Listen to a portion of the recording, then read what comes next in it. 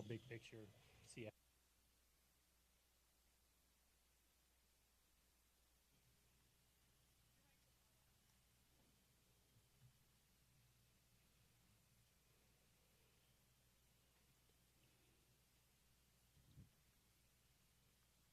Hello there. Good afternoon and welcome in. Tuesday edition of The Drive. No Spence Checketts today. No Spence Checketts for the remainder of the week. He'll be back on a Monday after the holiday, but taking care of you until then. It's myself, Porter Larson. That guy across from me, Tony Parks, this afternoon and tomorrow. And we got plenty to talk about. A lot of football to get to over the course of the next couple of days. We'll talk some hoops as well across the market, both on the college, the pro level, the men's side, the women's side. Of course, big news there on the Utes women's side over the last week or so. Right when we got off the air together. Right when we got off the air. Like the moment that just happened. Yeah, sometimes news breaks at opportune times. Sometimes it breaks at just the wrong time, which is literally within 30 seconds of you signing off the airwaves for the afternoon. That's what happened to us with Lynn Roberts last week. She was actually going to join the show, if you recall. I was kind of teasing possibly Lynn Roberts. We're not sure if she's going to be able to hop on. Well, they were kind of leading me on. She wasn't going to be able to hop on. She was busy negotiating a contract with the I forgot Sparks. about that. That whole time we were on the air, you said she might join us at some point. It was like, okay, cool. Little did we know the press release was being put together to announce. They were being coy with me to be polite, which is all right. But, of course, we'll get to all of that. We'll get to the football that was over the weekend, the football ahead. Of course, it's a short week for a few of the local schools, including the Utes, who travel on a short week. We'll get into the difficulties of that and a programming note because of that. No Kyle Whittingham Coach's Show tonight. Instead, leading up to Utah men's basketball as they take on Mississippi Valley State University, we'll get into the Craig Smith Coach's Show about an hour before the pregame show. So you'll hear Tony and I up until 5:30. You'll hear the college football playoff reveal and live recap with Tony and I. And then at about 5:30, you'll hear from Craig Smith, Bill Riley, the voice of the Utes on the Craig Smith Coach's Show, leading right in to Utah men's basketball tonight. I love it. So a lot to get to. First off, I wanted to start this segment with some of the things that we're going to talk about throughout the show and with some of the guests today. And we're going to try to separate some of the contenders versus the pretenders today, Tony. Okay. Tomorrow, we're going to talk about what we're thankful for, what some other of the teams should be thankful for, specifically the local teams. But today we're separating pretenders, contenders at the NFL level, the college football level. We're it's too early to do that with hoops. Going mashed potatoes, yams, things like that. Maybe tomorrow. Pretenders ago. Okay. Maybe tomorrow. All right. Football today. Okay. I think last night, the Harbaugh Bowl. Harbowl? What do you want to call that? The Harbaugh, yeah. I love it. Good game, entertaining game between two pretty good football teams and two of, Tony, what I think are two of the best coaches in football. The Harbaugh brothers. Yes. When you're talking about the best coaches in football, regardless of the level, regardless of the situation, how far down a list do you go before you get to one or either of the Harbaugh brothers? So I actually put big picture all time because they're both great, and I know that John beat him in the Super Bowl by different an inch. Careers, right, sure. Totally different careers. I don't think it could be overlooked, and I understand that I have a connection with Jim Harbaugh as a fan and all that, but he took the number one public institution in America that in my lifetime had never really done anything. One Rose Bowl, really. Other than that, not a lot to write home about. Usually a pretty bad football team in Stanford. And they won the Rose Bowl. And they were 10, 11 wins. And they were always right up there. Well, and a team they were dealing with far less. They were a 40.5-point underdog and won at USC. And an institution that's focusing on academics. It's not necessarily football's 50th on the list of things that they focus on there. And he puts them like in contention. He goes to the San Francisco 49ers, a team that was woefully underperforming. What, a 5-win team or whatever it was. And immediately turns them into a 13-win team. They go to 4 straight NFC championship games, or maybe 3, including a Super Bowl. And they're right on the brink of like winning the whole thing. We are talking 6 yards away. And then he goes to the third best public institution, if I'm correct on that, and like has to beat the ultimate Goliath in that conference, which takes time, by the way, and it was an imperfect journey. There's no doubt about that. But then builds the program to the point that he doesn't even have to be there for them to win a national championship, which I never thought was going to happen again. And then he goes to the Chargers, which I know last night they weren't the better team. But I'll tell you what, that was a 5-12 team last year. Right. And already they are head and shoulders above. So what will the Chargers be down the line? My thing is, in my opinion, just overall football coach. I mean, it's tough not to have him among the best of the best in my life. Well, and back to the Michigan, there was pressure, right? Oh, my gosh. When it's a school of that history, right, of that aura, and it hasn't been living up to the standards that the fan base, the donor base expect.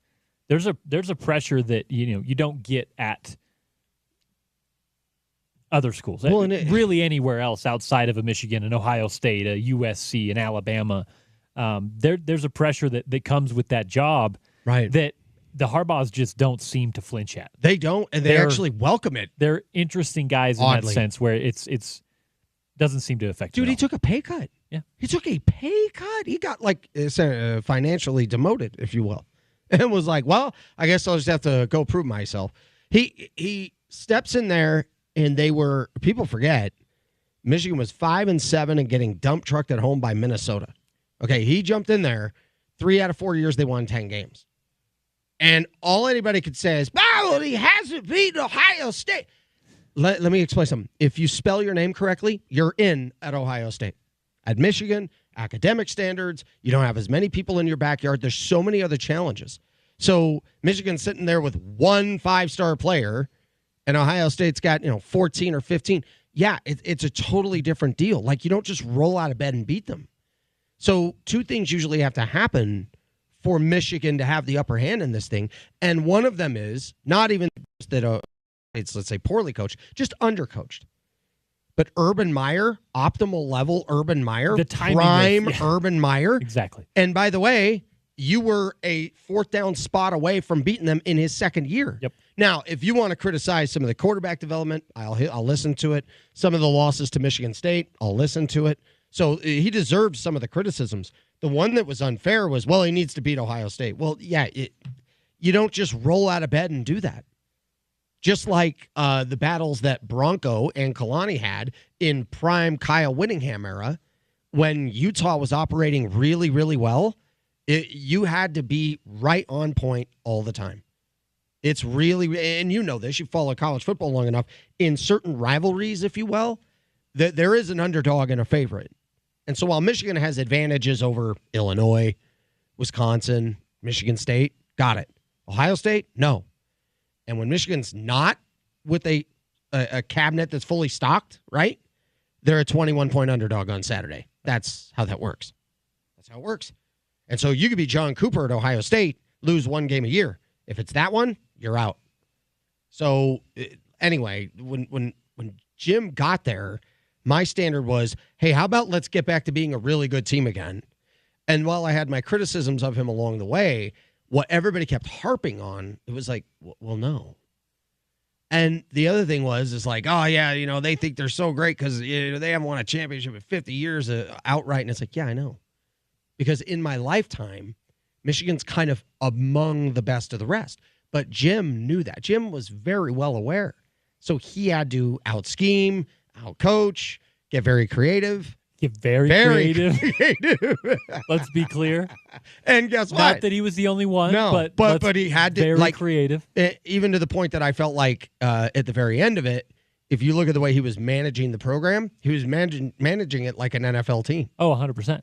Which is why I knew. As you mentioned, he didn't have to be in the room. No. He didn't have to be on the sideline. No. So for it to keep working. So I knew once that group of seniors were done, he was out. Well, he knew that too. So he didn't need to go out recruit the daylights out of the program. Anyway, the point being, I think he's been the ultimate at wherever he goes, you're going to be great right away. And, yeah. So people would be like, he hasn't won anything. No, he hasn't won everything.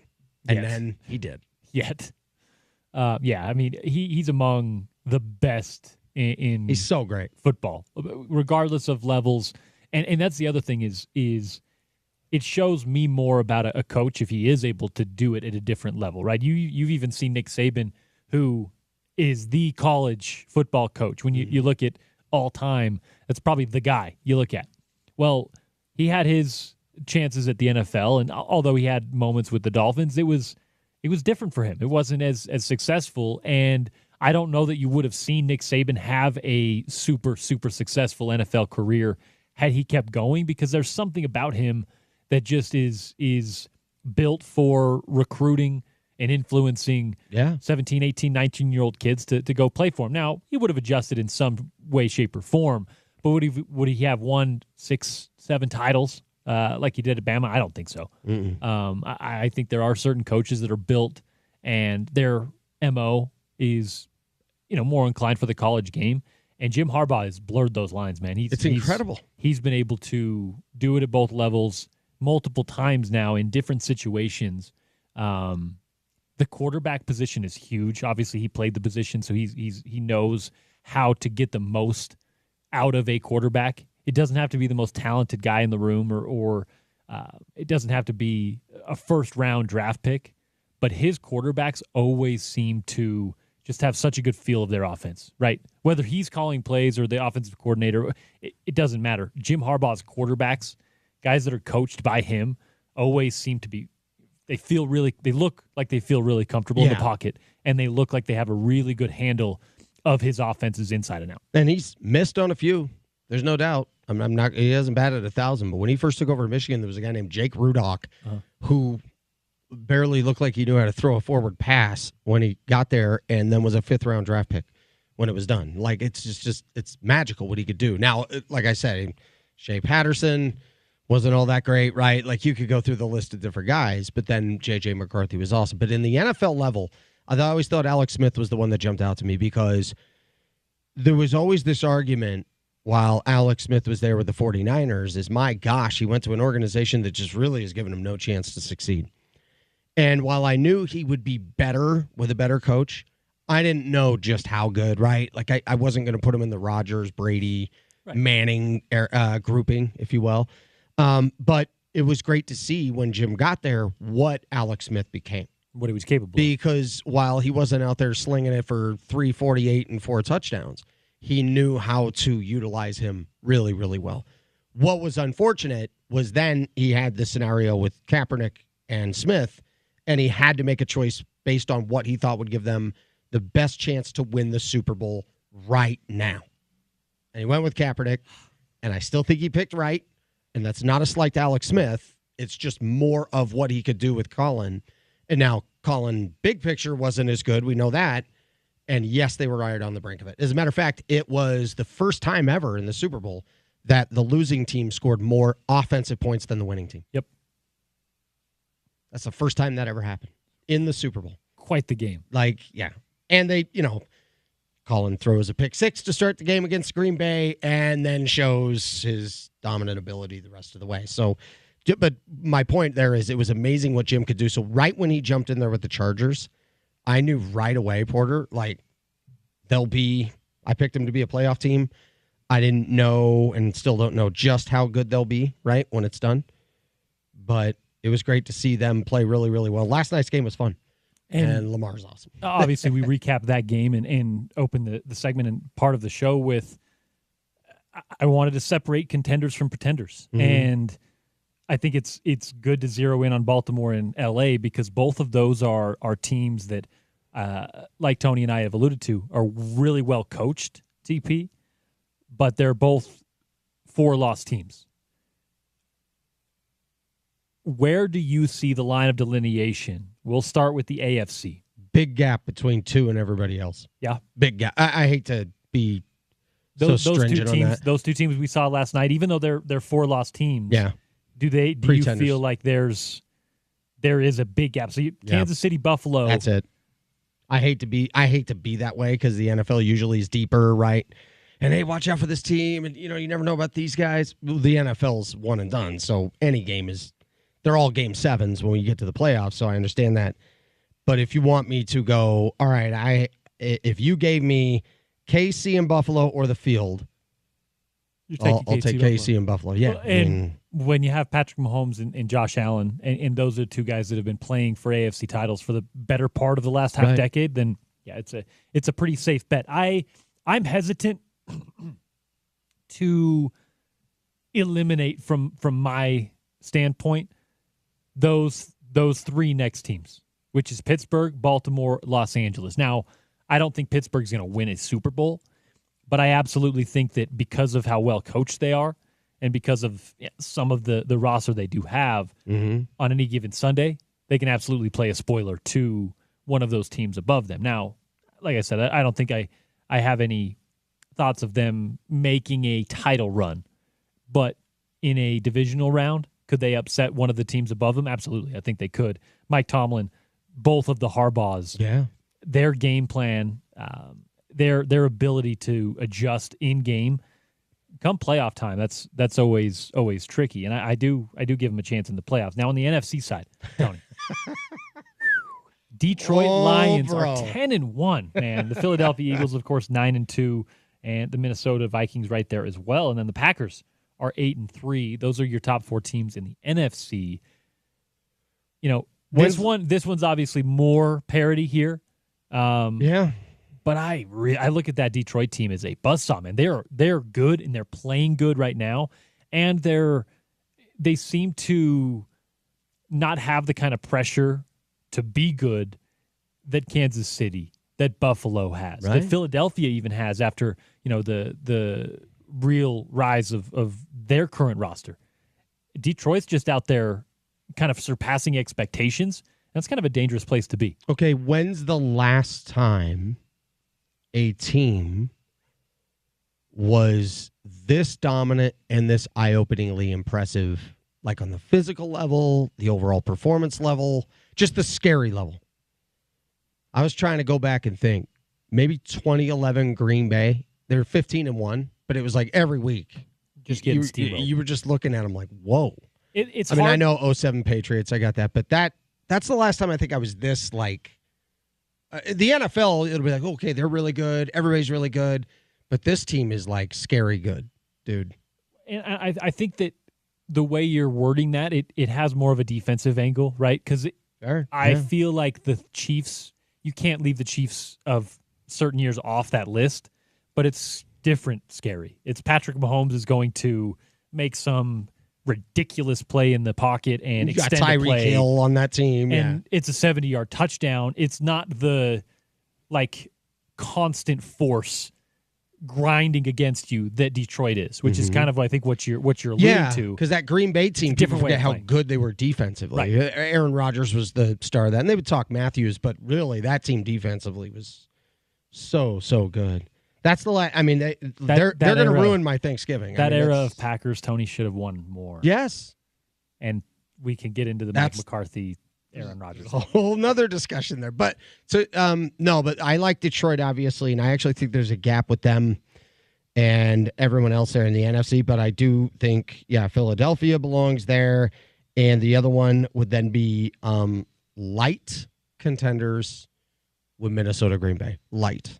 Yeah, I'm with you. I think even though the records are the same with Minnesota, Philly, I think there is a gap there.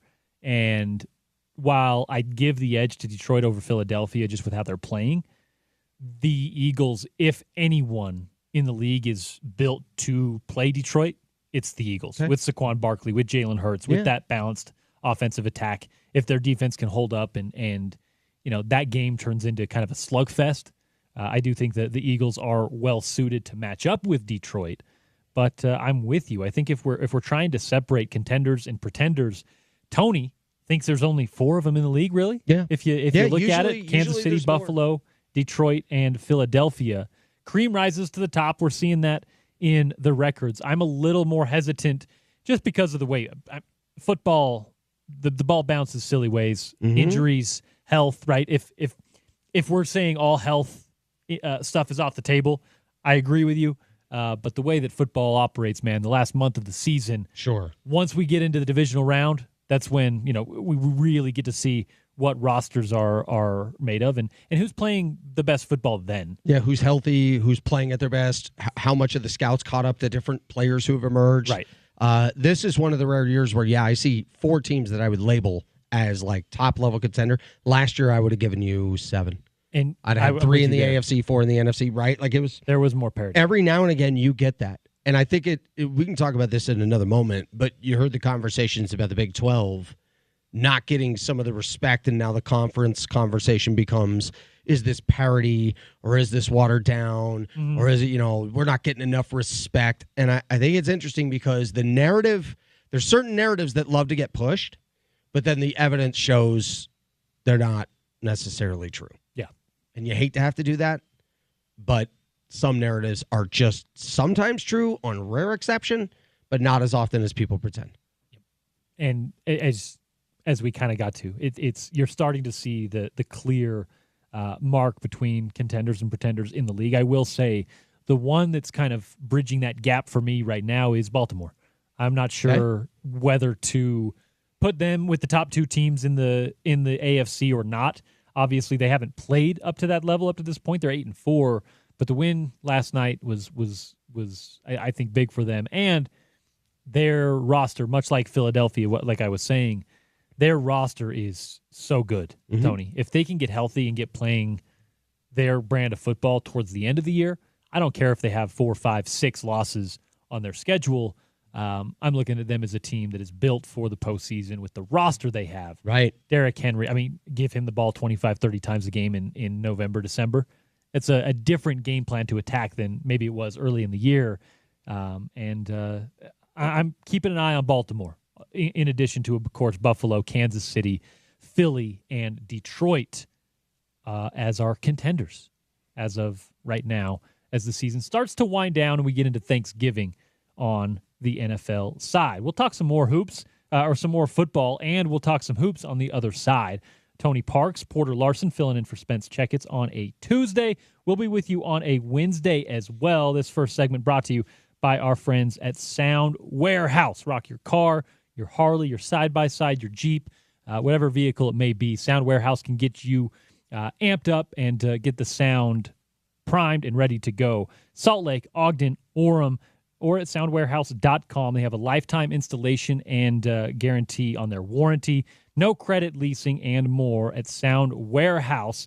They were a partner of ours throughout the season at the tailgate as well. They were DJing the tailgate and providing us with all of the sound for our pregame show. So big thanks to Sound Warehouse at 2763 South State Street. Back on the other side, Porter Larson, Tony Parks hosting the drive on Utah's #1 sports talk. It's ESPN 700 and 92.1 FM.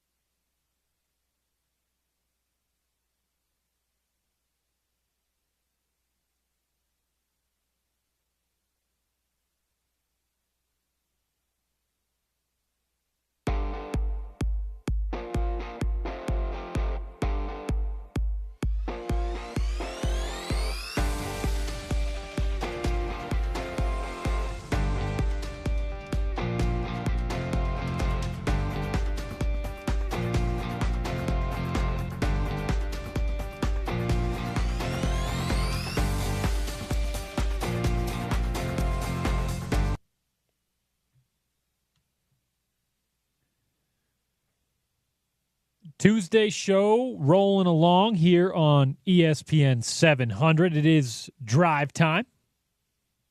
Porter Larson, Tony Parks taking you through it up until a little after 5 o'clock, where we'll hand it over to the Craig Smith Coaches Show.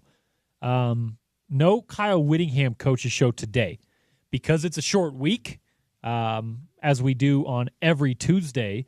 No Kyle Whittingham Coaches Show. Instead, at about 5:30, you'll hear from Craig Smith, leading right up to Utah men's basketball taking on Mississippi Valley State at 6:30 pregame, 7:30 the tip-off. Olivia Benyon behind the glass making all of that happen for us, and, of course, we'll take you up until then. On the first segment of the show, Tony Parks and I discuss contenders and pretenders on the NFL side. We came down to 4, I think 5 or 6 teams, including, for me, the Baltimore Ravens are not off that list, mostly because of their roster, not necessarily because of how they're playing. Okay. We'll see. I want to ask the same question on the college side, Tony Parks. There are 5 Power 5 teams with one loss up in the top of the college football playoff rankings. There are another 1, 2, 3, 4 Power 5 teams or 5 teams in that 10-1 range. One of them not Power 5. That is Boise State. But a little bit of the questions, a few of the questions we had coming into last week were answered. Army, they kind of got taken out of the picture with their loss to Notre Dame. I want to know where you're at, Tony. If you look at the college football playoff rankings, which of course start with number 1, Oregon right now, which I think they're a pretty solid favorite at number 1 as we speak, 11-0, really the clear-cut most dominant team in the country right now. But you go down to 11, and it looks like to me, Tony, at least if you're just looking at the rankings visually, there's maybe a mark of delineation there. Is there 11 teams that have a chance at winning the college football playoff, though? Technically, yes, but no. Like, based on me, well, that's what we want to get into. Picking them are they pretenders? Yeah. Even if they're ranked number 6 or 7, are they pretenders? Yeah. And that's okay. Pretenders have won a championship before. Like, it happens. That's what makes this fun. I mean, in the NCAA tournament, they've had 7 seeds. They've had 8 seeds. it happens. Sometimes people argue, hey, that's what makes it great. Some people say that's what makes it not so great, right? So that's what makes it great.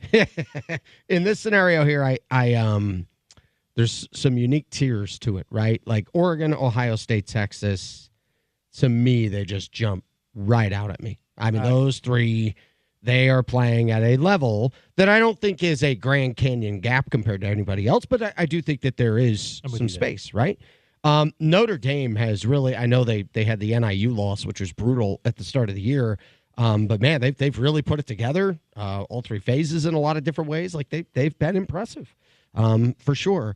And then I like Georgia in that conversation with some Penn State, and then Miami, I think, is also in that next group, right? I really like the Hurricanes and what I've seen from them so far this year. And then everybody else, like Indiana, I could have told you why they were undefeated. Not because they're Indiana, not just because of their schedule. One of the things I had to do when voting on teams was this had to be a part of it. Not all of it, but a part of it was you got to watch the game. Right. And eyeball test wasn't just, oh, I like their uniforms. No, it was what kind of speed do they have? What kind of, so Big 12 coaches have had some conversation and complaint about, why is our conference not getting the respect it deserves? I'm kind of paraphrasing on the parity front. Right. We beat up on each other and it's considered because we're not that good. The SEC does that and it's because they're so great. And I'm going, well, I am watching these games and I'm telling you right now, if you want to go with the Texas or BYU conversation, we could do that. Texas or Arizona State. If you're going to go 1-1, 2-2, 3-3, I'm sorry, there's a gap. Now, how big that gap is subjective, clearly. But if you wanted to do the same thing with the Big Ten, if you want to go Oregon and Ohio State, comparative with watching BYU, Iowa State, and Arizona State, they're all 5 very good teams. But there is a gap between what I'm seeing with Ohio State and Oregon, even with just my eyes, speed, physicality, talent, quality of play. There's just quality of play that comes into this. So when I watch them, Oregon, Ohio State, Texas, they have a quality of play to me that is above anybody else. So I have them as contenders. I have 3 light contenders. Everybody else a pretender. Is there a 2-loss team that you look at with a chance to run the table the rest of the way and win a title? I think, and if so, is it Georgia or puts Tennessee? Together their best version, I really like them to do it. I like their chances of doing that more so than Tennessee, right? They've looked good. Yeah. They've looked good. So, that's what I think does make this great, is that, you will get there. It'll come to matchups and who's playing their best football, but there does need to be a qualification to get that chance. Alabama has 3 losses, including not a great one to Oklahoma, and they're still ranked number 13. Where do you see that playing out? Because if they finish really strong and win the conference, what does the SEC look like? Well, I mean, first of all, if they go strong and win the conference, that's one thing. But we really need to stop looking at helmet stickers and giving credit that we used to give. And they are getting too much credit. They are getting too much credit. Their quality of play. When you lose that way, you should drop farther than you did. I mean, 24-3, it was lifeless, by the way. That was a lifeless, poor performance. And the loss to Vanderbilt was obviously not good either. Their win over Georgia is really where they're hanging their hat right now. But I'm telling you, it really goes to show as well, and people always forget this. Porter, they always forget this. When you had a guy that ran the program, the college football universe, really, and really ran the university and won national titles, and was always up there, all right, competing, all right, and was doing what he does to be at the top. What was that? Hey, all right, now look, you can't just roll out. You got to go play, and then anybody can beat you. But he would go out there sometimes and make it look so easy. And they're like, well, you're Alabama. No, it takes expertise.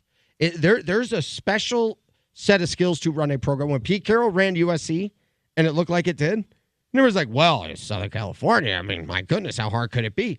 Look at how hard it's been for so many after. Well, and keeping it there. Yeah, keeping a totally different story. Because there's a circus you have to deal with there and manage that nobody sees. They just see him on the sideline clapping his hands or yelling at somebody or in a post-game press conference with a 20-ounce Coca-Cola sitting there, and they're seeing that. They're not seeing what it really takes to do it. 17, 18, 19-year-olds, by the way. And Kalen DeBoer is a good coach, and he just took a team to a national championship game. And now he took over a program that should have more resources and assets and all those things to deal with, and you're watching what's happening. It is not easy to do that. So I think that also is a glaring thing, but they're not playing their best football right now, and I think that they should have been I think they should have taken a bigger hit than they did. Football is cyclical, right? And the coaches who are able to avoid that are special. Yeah. Nick Saban, who, even though there are cycles, you do go through downs regardless of how good you are, how good your program is. Coaches who are able to avoid the cyclical nature of football are special. And fan bases who are privy to that are spoiled. I think, Tony, we can segue that into a conversation here locally where, as a Hokies fan, I go back to Frank Beamer years where I just thought that that's what Virginia Tech was. Right. Especially as a kid who was born in the 90s, Tony. I didn't know that Virginia Tech wasn't supposed to be what Michael Vick and Frank Beamer made that. Sugar Bowls. When your perspective is that was like, where did this come from, right? When Michael Vick and Frank Beamer, there was Bruce Smith. There was some greats individually that came from the Hokies. I remember when they were in the national championship game. And I was like, Virginia Tech could win the national This is unbelievable. Right. So for me, I grew the next 20 years of just my reality as a fan, which is a bowl game every year, 8, 9, 10, 11 wins every single year. And I grew accustomed to that. And I didn't realize as a Hokies fan how cyclical football was. And I think fans in Salt Lake City have grown accustomed. Now, of course, when the Pac-12 entry happened, there was a couple of 5 and 7 seasons that you kind of expect. And frankly, when you make the P5 jump, 5 and 7 seasons, a couple of 5 and 7 seasons are actually overperforming what anyone else in the country has ever done when making the Power 5 jump. Mm-hmm. Outside of, I think, Louisville is the only school in college football history who has kind of matched what Utah did when they made that Power 5 jump, right? And I think I'm seeing now, and part of this has to do with the fact that Kyle Whittingham is 66, 65 years old now. Fans that are maybe a little too ready to turn the page. Maybe this is just a few people on Twitter, right? But I do want to, because we're in this head coaching space, this first hour of the show has been a lot about head coaches, visit that a little bit. I want to remind and instill in fans just how cyclical football is and how ready you should be for more cycles, down, up, whatever it may be, when Kyle Whittingham is gone. Yeah. I'm not saying Morgan Scalley can't keep some of that continuity, maybe some of that consistency, but Kyle Whittinghams don't come around every so often, right? So I wonder, the next 10 years, Tony, sorry, Utah's not going to have 8, 9 winning seasons. 6, 7, 8 maybe? Sure. But you're not going to have the repeated success that Kyle Whittingham had for 20 years, especially with the current landscape of college football, with how quickly things turn over, with how quickly rosters turn over. I wonder if you've seen that. Maybe it's me scouring Twitter too much, Tony, but I've seen folks who are maybe ready to turn the page and not necessarily aware of what that actually means in practice and once it actually happens. Yeah, I this is the first time, I was thinking about it on the way here. Is this the first time there was a season with any kind of major expectation that just woefully underachieved? Because outside of last year, where you they thought, kind of tied last season together, I think. But fair. Because in that one, you just saw the rash of injuries, and you're like, and you also won 9 games almost. But this year, there's no way you could see it and say, well, it's not anything under the hood. It's just this or injury. No, it's clearly a combination of things. He had seasons where they were in it in November, and let's say, Darren Carrington barely gets a toe in, and there goes your chances to win the division, right? Something like that. And you saw it happen, and that was fine. I mean, you, as a fan, you're going to have some shortcomings. You can't win them all. It happens like that. But Kyle Whittingham evolved so well through so many eras. Post-Urban, social media, Pac-12, and that whole transition. Then COVID, loss of players. I mean, that's obviously traumatic. And he just kept not just surviving, thriving. Winning 2 Power 5 championships. And going to 2 Rose Bowls. Yeah, I mean, it was unreal. Reminder, that was not that long ago. No. Again, by the way. I even remember like his the COVID season, if you will. Remember when they started? They got just hammered by USC, and you thought, oh, yeah, they're not the better team. We got all these changes. You never really know. They lost this game to Washington where it was like, wow, they actually should have won that. Right. Whoa. Then they beat, I think, Oregon State, but you felt like, wow, they could have played better. But by the end of it, Ty Jordan, the late Ty Jordan, obviously was like running through the finish line. Oh, Clark Phillips, whoa, like you just started seeing this, like even just in a 5-game or whatever span. So what was crazy this year is to see it get worse before it got better. And I don't think I've ever seen that in his era of being there. It's the first time we've seen it with Kyle's. And what you're talking about in terms of how college football can be, yeah, I think that going forward, it's going to be very interesting to see just overall what happens. I'm not going gloom and doom. I'm not, I still think that they have a lot of good people in place to have good quality culture and to recover from whatever the challenges were this year and to still have good quality talent and have it be a good place to go play football for so many different reasons. But this was the first time where I thought, wow, what happened? Like, man, what happened? And some close losses, right? But you're going, man, they just didn't play well here. They just had stretches of play in every game where you're like, man. And you expect that adjustment. You expect the flip, like the switch to be flipped. We saw it year after year with the 2018 team, the 2019 team, right? Where they're 0-2. They've lost to BYU. They all of a sudden turn it around and win a conference championship. Yeah. And it just, the switch never was flipped this year. But I also, Tony, go back to the point where if you can go back to our shows 2 months ago, I didn't see where you could flip that switch. There wasn't the personnel on the field. There wasn't the answers on the field. Whereas 2-3 years ago, you still had Zach Moss in that backfield. You still had, Ty Jordan in that backfield and Clark Phillips on the outside. This team has been so ravaged by injuries that, you kind of do at some point throw your hands up in the air. And I know that's not an excuse. That's not something that a coach can do. Kyle Whittingham can't throw his hands up in the air. But for me, from an outside perspective, I look at that and I say, what does a coach do? Okay, so if it's not Kyle Whittingham, what does another coach do here that is netting him positive results? Because I don't really see the answer. The last season, I felt like, here's the best way I'll say it. Last year, I felt like the injuries were the determining factor for the downfall of that team. Mm-hmm. That's just too many. This year, I feel like the injuries were a contributing factor, but that's way too far of a shortcoming, and you still have so much talent on the field. Right.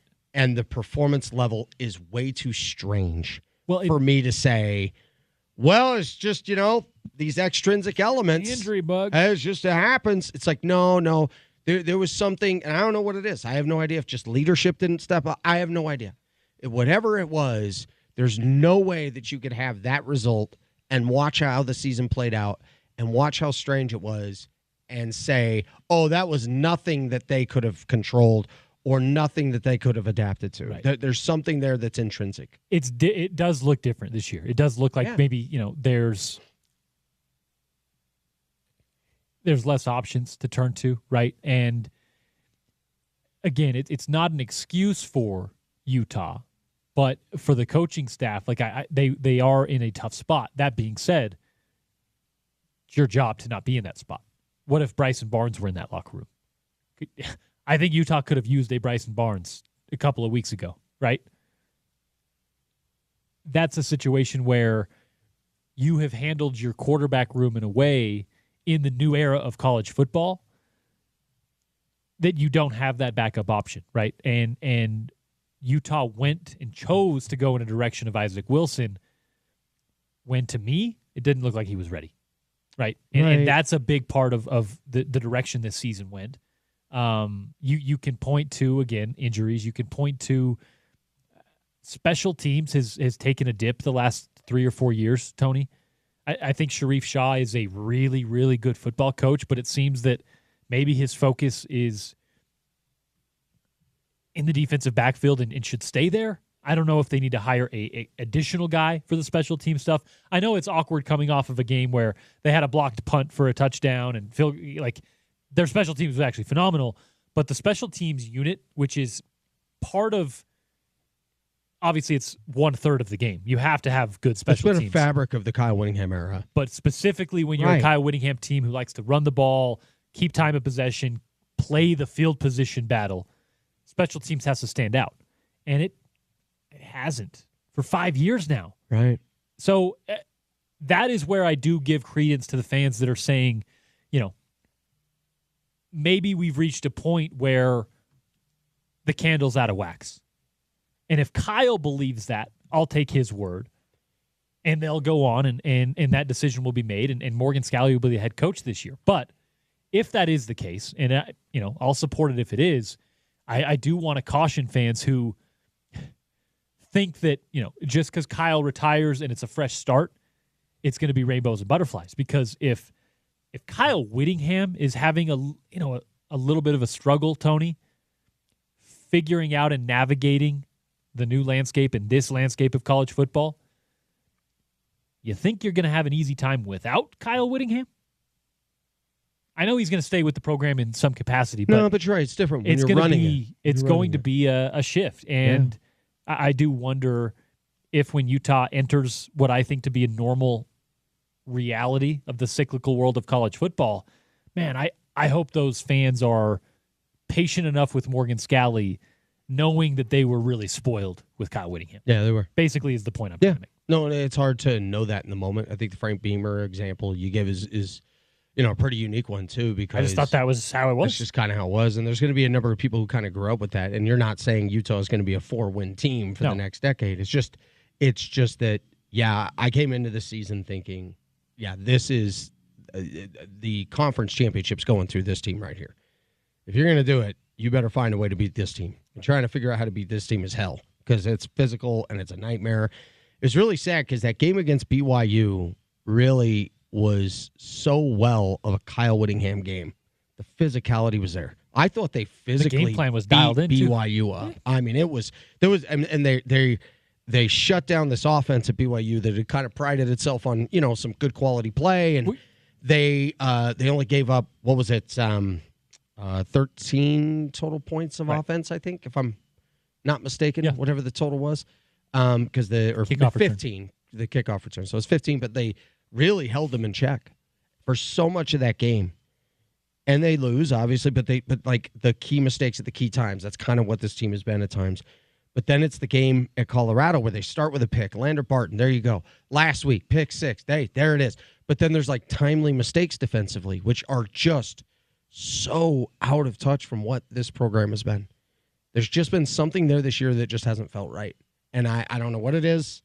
It's not just injuries, though, whereas like last year, like I said, I thought last year, determining factor. Well, this year, contributing factor. If it's 2 straight years where it's a determining or a contributing factor, there's a bigger picture thing that you need to examine there, right? Mm-hmm. If your injuries are to that extent, that's part of the game as well. And being available is part of being good at football, right? Yeah. And having your guys available if you're a coach is part of your responsibility as well. So that's a big picture discussion. Obviously, where Utah football is right now, I think is an interesting spot because you're wondering the future of Kyle Whittingham, the future of Cam Rising, the future of really your program at a time where there's not really time for those kinds of delays, those kind of questions, right? And Kyle knows that. He's going to make his decision quickly. He's going to announce it quickly. Cam knows that. He knows that, if he were to decide to try to come back at Utah in any capacity, he'd want to make that decision quickly so that he can move on and both sides could get going in the right direction. But, man, it's so interesting to see this Utah team in a place where over the course of several decades we haven't really seen them both in the coaching department, in the win-loss department.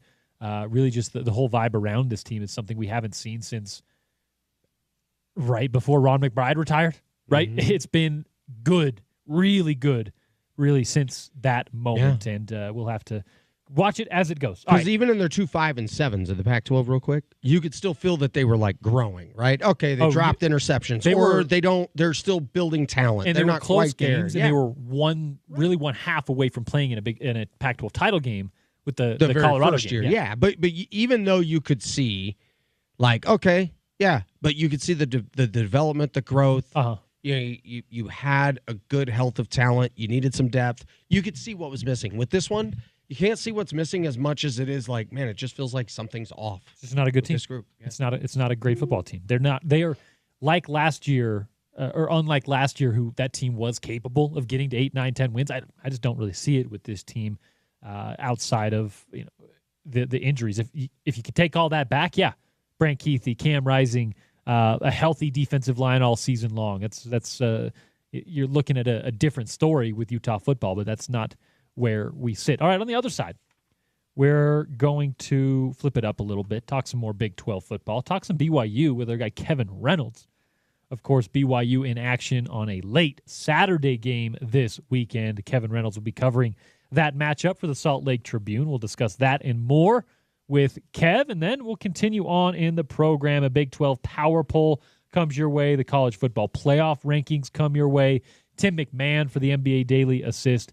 Craig Smith coaches show later on, and then, of course, Utah men's basketball after that. All of that still to come on the home of the Utes and Utah's number one sports talk. It's ESPN 700, 92.1 FM.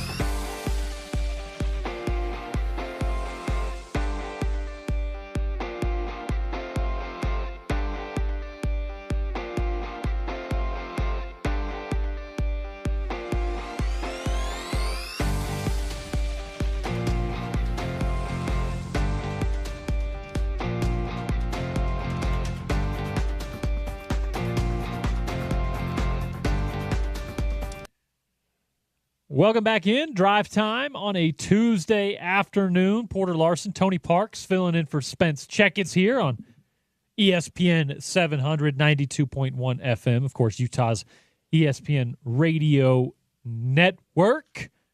Talking a bunch of football so far in the show today. We'll get to some hoops as we roll along. Still to come, a Big 12 power poll. Tim McMahon on NBA Daily Assist. And Craig Smith on his coach's show leading up to Utah men's basketball later tonight. But first, some more Big 12 chatter. BYU football with our guy Kevin Reynolds of the Salt Lake Tribune. Kev, how are you, my friend? Good. How you guys doing? Doing well. Good to hear from you as always. We've got let's zoom out first, talk some Big 12, and then we'll zoom into the matchup in Provo this weekend. There's a lot still to be determined in the Big 12. We're already almost done with the season, really, when it comes down to the schedule. But there are still 8 teams still eligible for a spot in the Big 12 championship game? I mean, how are you covering this as a guy who covers the conference when usually it comes down to the final couple of weeks? You at least know the 3 or 4 teams that are going to be in the game. Now, a few teams with the driver's seat, but how are you consuming the chaos that we've seen in the Big 12 leading into the final few weeks? Yeah. I mean, I think this is going to be the new normal almost of these massive conferences. The SEC, I know for a long time the SEC had a ton of tiebreaker headaches and scenarios there until some teams kind of lost last week. And the Big 12, there's just, I mean, I've seen so many different scenarios and so many different teams and matchups that can get to Arlington, and for the last week of the regular season, it doesn't usually happen this way, or hasn't usually happened this way in the past. But I think the 4 teams, or the few teams that I still think are in the driver's seat here are probably, you start with Arizona State, you start with Iowa State, and then kind of move from there, right? But so I still think there are the top teams that will likely get there, but yeah, I think this is just the new normal in these massive conferences. What has concerned you most about the way BYU has played recently? Because obviously there were high hopes with the way they started this year, and while they've lost a couple of one-possession games, just the quality of play overall clearly has not been as good recently. But if you're to list them all, what's the number one thing on that list that concerns you about the way they've played? Yeah, I thought last game, or the last few games, I guess each game, let's take each game by game in the last 2 weeks, but just BYU, I think their calling cards of the first 9 weeks of the season was their ability to stop the run and their ability to run the ball. I think it gave them a ton of control over games. I think that was a key factor in why this team was playing so well. And then you add in, what Jake Retzlaff can do, particularly in the 2-minute situations at the end of games. And I think it gives them a nice mix. This offense, I think, has been playing really well off of the run. And then once they establish the run, I think it opens up a lot for Jake Retzlaff and a lot of these receivers who we've seen play pretty well throughout the first 9 weeks of the season. And I think we've seen that in spurts. I thought the second half of Arizona State was probably the best this team has played, probably in November, honestly. Even before the Utah game, I'd say that goes back to even UCF. First half of UCF was kind of, I think, what we saw a glimpse of in the second half in Tempe. But overall, I mean, you look at Arizona State, I think they did a little bit better job of it in the second half, but just the run defense just wasn't really there. Cam Scatteraboo, Utah fans know him well, obviously, too, but he had 147, 148 yards rushing and 3 touchdowns in that first half. And some of these slow starts, too. I thought maybe it was a little understandable after the Utah game, the slow start that kind of happened against Kansas. But against Arizona State, I think there was just a lot of mistakes and a lot of miscues that you didn't really expect to see out of a BYU team that was kind of had the season on the line in a large part in Tempe and was down 21-3 and really 21-0 but before the half.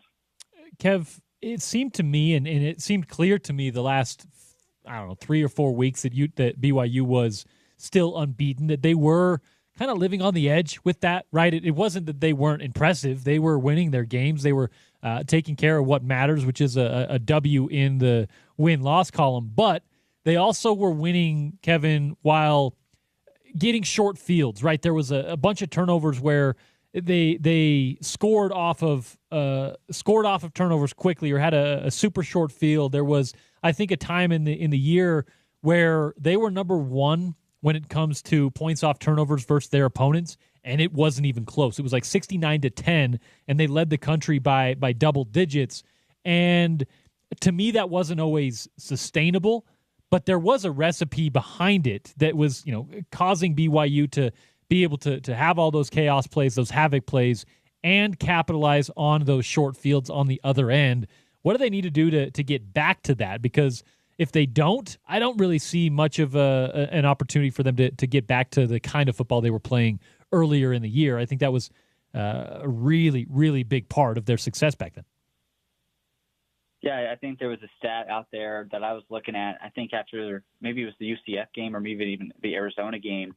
I'm trying to remember, but they had 8 or 9 touchdowns at that point in the season off of short fields where right. The defense was giving them the ball inside the 50 and sometimes even closer. So I agree. I see what you're saying there, but to get back to that, I think obviously the defense hasn't had as many takeaways. I thought it's almost like kind of hard to decipher these last 2 games because it's almost like in one game I thought the defense actually gave BYU every single chance against Kansas to get back into the game. They had opportunities inside the red zone. They went 0 for 3. They had opportunities where they get the pick at basically midfield against Jalen Daniels, and they can't do anything with it. So I think that was kind of like the opposite of the recipe where the defense was holding up their end and the offense wasn't. And then last week I thought it was almost, I don't want to say it was completely reversed, but it's really hard to mount a comeback against Arizona State if you just can't stop the run because, Arizona State will just eat up clock and they won't give you a lot of opportunities. And it was actually the offense driving.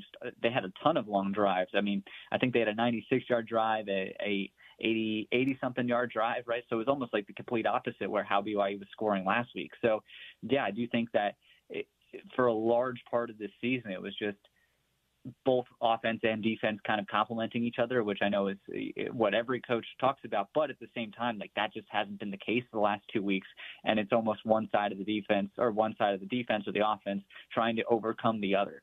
And sometimes in some weeks you can do that. And sometimes that's what it requires if you're going to win a lot of games every year, or in a single season. But the last 2 weeks is just, I think, has caught up to them a bit, and we'll see what happens at Houston. But Arizona State and Kansas, I also think they're good teams to where the point where you can't really get away with that against them. And I know BYU has had Oklahoma State, right, where the offense kind of had to carry the defense, and you can look at different games, but yeah, it's going to be hard to win in November if you're just not doing that. It's really hard. Take me back to what happened on Saturday, how strange that was towards the end of the game with all of the chaos, but also some of the tensions that were really built out there. Could you sense almost like another rivalry budding right there in this conference with just how intense it was with everything, fans to how intense it was with players, and obviously the chaos at the end of it? Yeah. Well, I think we've been talking about this in this new Big 12, like who are BYU, who are Utah's rivals in this league other than each other, right? And that's the obvious one. And Arizona State makes a lot of sense. I think there's a lot of connections within those two programs. Like I think it's close enough, right? Like it's a bordering state from Arizona to BYU and to Utah. So, and I think the one thing I've always said, though, about rivalries is, like, you have to have something on the line kind of consistently, or at least you can't just manufacture a rivalry. I mean, I think Utah saw that with Colorado. Just because you're close in distance doesn't mean that all of a sudden you're just a rival of the school, or just because of proximity. So I think a lot of rivalries, to me, are the ones that have a lot on the line, have implications, and kind of consistently over time have implications for something beyond just the game. And I think that was kind of what led into the field storming, and then getting off the field, or kind of staying on the field, just on the sidelines, and then storming the field again, right? Like, but these are the types of things that, like, these are the types of stories that you need for a rivalry, because you can't just manufacture a rivalry out of thin air. And like with how much was on the line with Arizona State and with BYU, like that game mattered, especially if they turn around and all of a sudden they're playing again for a Big 12 title. Like, however likely or not likely that is, in a week, right? But like that would help in terms of forming a rivalry there, where it's not just proximity, it has some meaning to the game consistently, and then fans can remember it of, right. 3 years down the line. But also the other part of this is like these two teams really won't see each other, I don't think. I don't know. Schedule up, but they really, that's the other thing about this Big 12, like the matrix of the scheduling is like, well, they're not really playing common opponents all that much, other than obviously like BYU Utah, so that's another part of this is like, you want to almost capitalize on some momentum if you're the Big 12 and creating some of these matchups and rivalries. And but then again, it's like, will fans in 4 years remember this as much? Maybe not. I don't know. That's why I actually wanted them to, I was like, if they catch this Hail Mary, it becomes, and score, that becomes the story of this week. It becomes everything you want in college football. You couldn't help but to root for it at that point after they stormed the field. But yeah, like to your point, it's great to see some of these things start to build, and the way that it was that took place back on Saturday. How do you think this weekend is going to play itself out with the Big 12 specifically? Yeah, it's almost like it's impossible to really say because every single week, I mean, did I think Colorado was going to lose last week? No, I didn't think that, right? And then look at what Kansas has done over the last 3 weeks. Right. Kansas looked like a team that wasn't going to be competitive and kind of was just going to roll over a little bit maybe. And then they go in the last 3 weeks and they beat 3 top 25 teams in a row. So I don't know.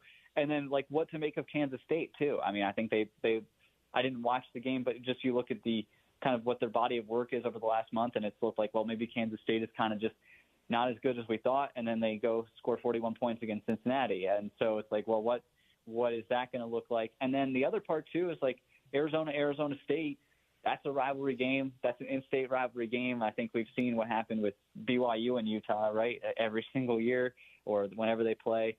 I don't know. Like, it's just really hard to predict. But yeah, I mean, again, last week I wouldn't have said that Colorado would have lost, and here we are, right? Yeah, still a lot to be figured out. Still, even though we're in the last week of the season, Kevin.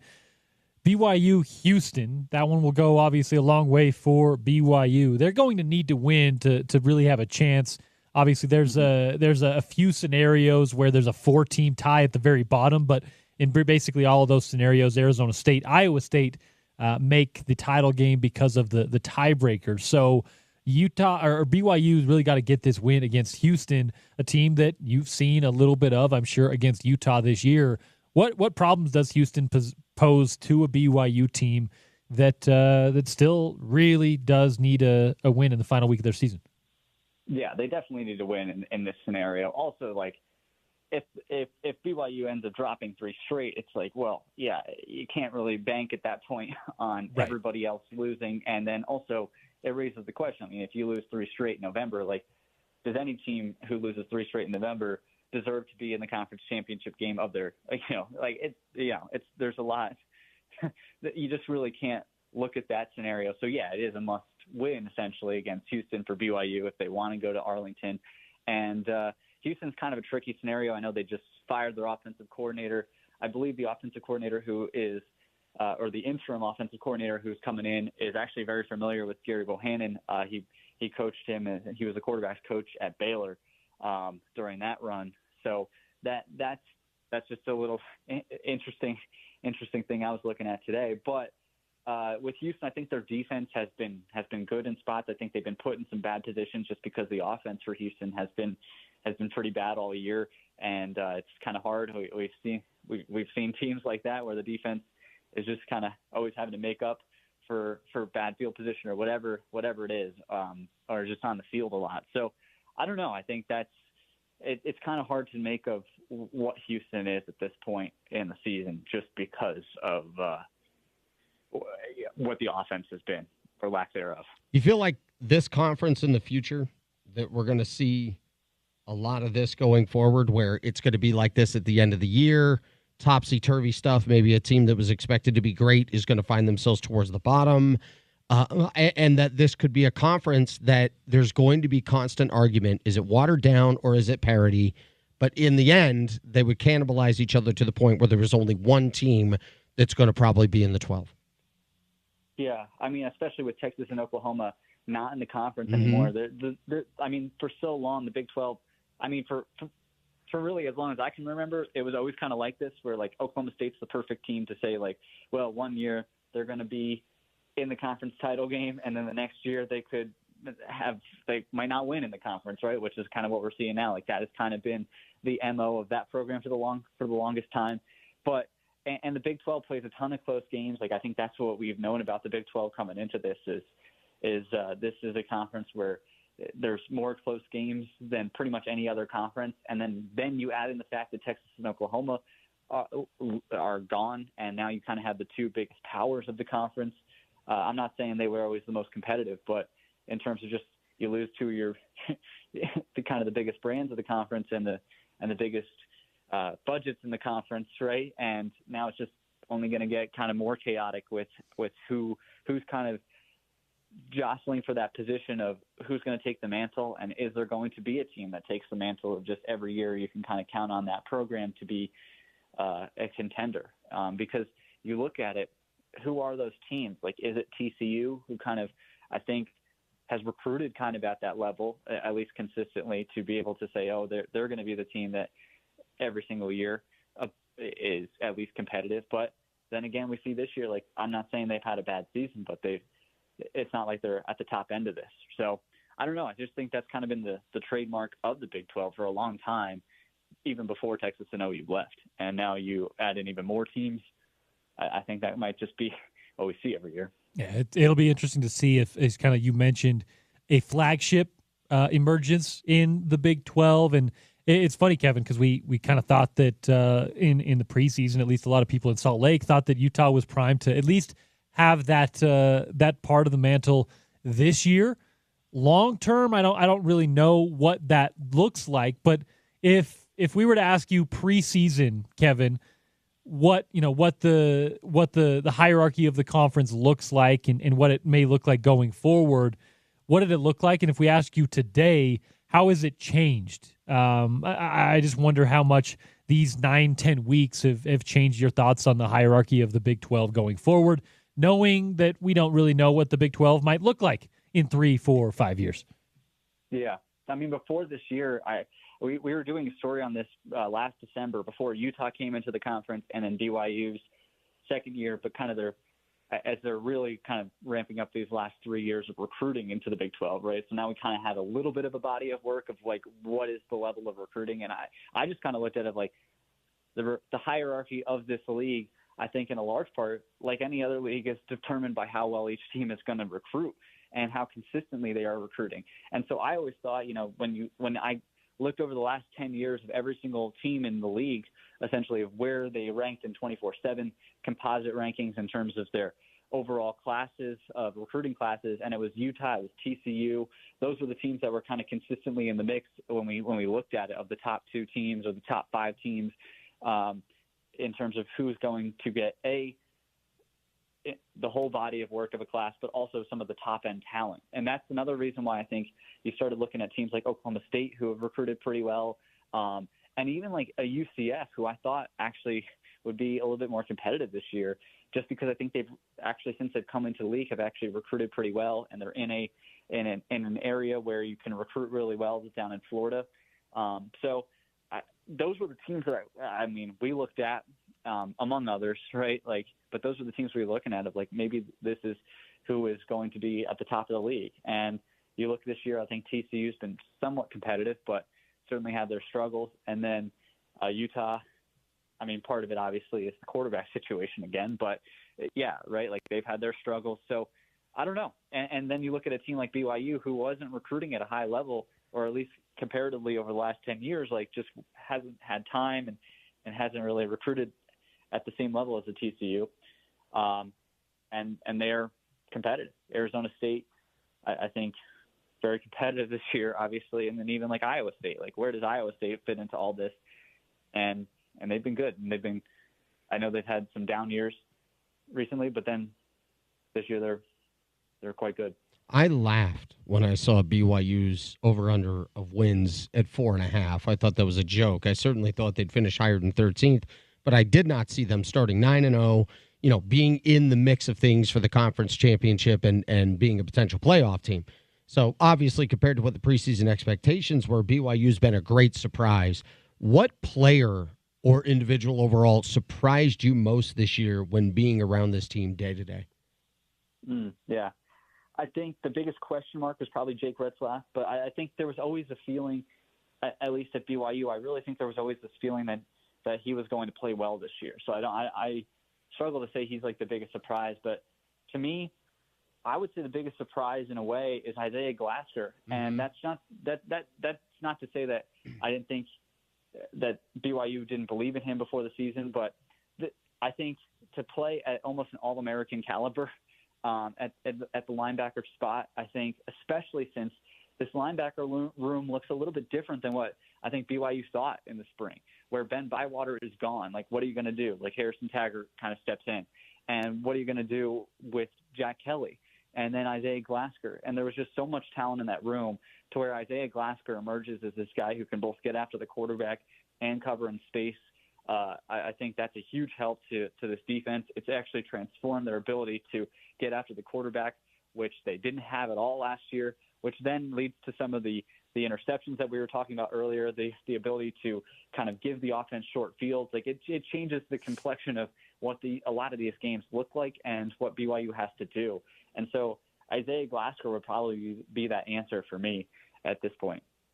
All right, Kev, BYU Houston, the 14th ranked Cougars. We'll see what they're ranked in the latest installment of the college football playoff rankings here in a little while. But kickoff set for about 8:15, probably a little bit later than that in Provo. Let the folks know what to look for, where to find it, and what your coverage is going to look like for the weekend. Yeah, I mean, we'll have some stuff ready to go over the next few days. I know it's Thanksgiving, so I know a lot of people are probably preoccupied with going to see family and stuff like that. So I get it, but yeah, we'll have stuff all day on Saturday ready to go until that 8:15 kick, and then we'll be monitoring too the what happens in Arizona and Kansas State, Iowa State as well, because the stakes of that game, I think, should be known by the time BYU kicks off, or at least have a pretty good understanding. I don't know how late that 5:30 game is going to go with Iowa State, but yeah, I think BYU will know. Yeah, I think as you mentioned, we should have a good idea by the time BYU kicks off, if not very shortly after, what they will need in order to get into a Big 12 championship game. That's probably one of the bigger benefits. Maybe benefit. I don't know. Maybe it's not a benefit if you're BYU to know what's in front of you before kickoff. But either way, 8:15 the kickoff in Provo. I'll see you there, Kev. Looking forward to it. Sweet. Yeah. Talk to you then. Thanks, man. Back on the other side, more Big 12 talk. Tony Parks and I, we're going to give you our Big 12 power poll. We're going to rank the top teams in the Big 12. Let you know, I don't know, maybe contenders, pretenders there. Yeah. Tony, as it is kind of harder to find the mark of delineation in the Big 12 as it is maybe in the NFL and in big picture college football, just because of the parity at the top of the conference. We'll do that on the other side. Kevin Reynolds, brought to you by our friends at Diamond Coat. Diamond Coat Premium Home Siding, a new company here along the Wasatch Front, and you can't believe what they can do to your home's exterior. Diamond Coat Siding's next-generation system delivers the exterior transformation you deserve to level up the neighborhood standard. They are the total design solution that shows your personal style with endless colors for limitless customization. 30-year no-fade warranty means your vision will last for decades to come. Design beyond limits. It is Diamond Coat, now available in the Salt Lake City area. Premium home siding and designs custom for you. Year-round weather ready and durable in all seasons. It's Diamond Coat, KOTE siding.com. That's diamondcoatsiding.com. Back on the other side, the Big 12 Power Poll. Still to come, Tim McMahon with the NBA Daily Assist. The Craig Smith Coaches Show. College football playoff rankings revealed to you about 5 o'clock. And, of course, Utah men's basketball taking on Mississippi Valley State University later on tonight. All of that still to come on The Drive. And Utah's number one sports talk, ESPN 700 and 92.1 FM.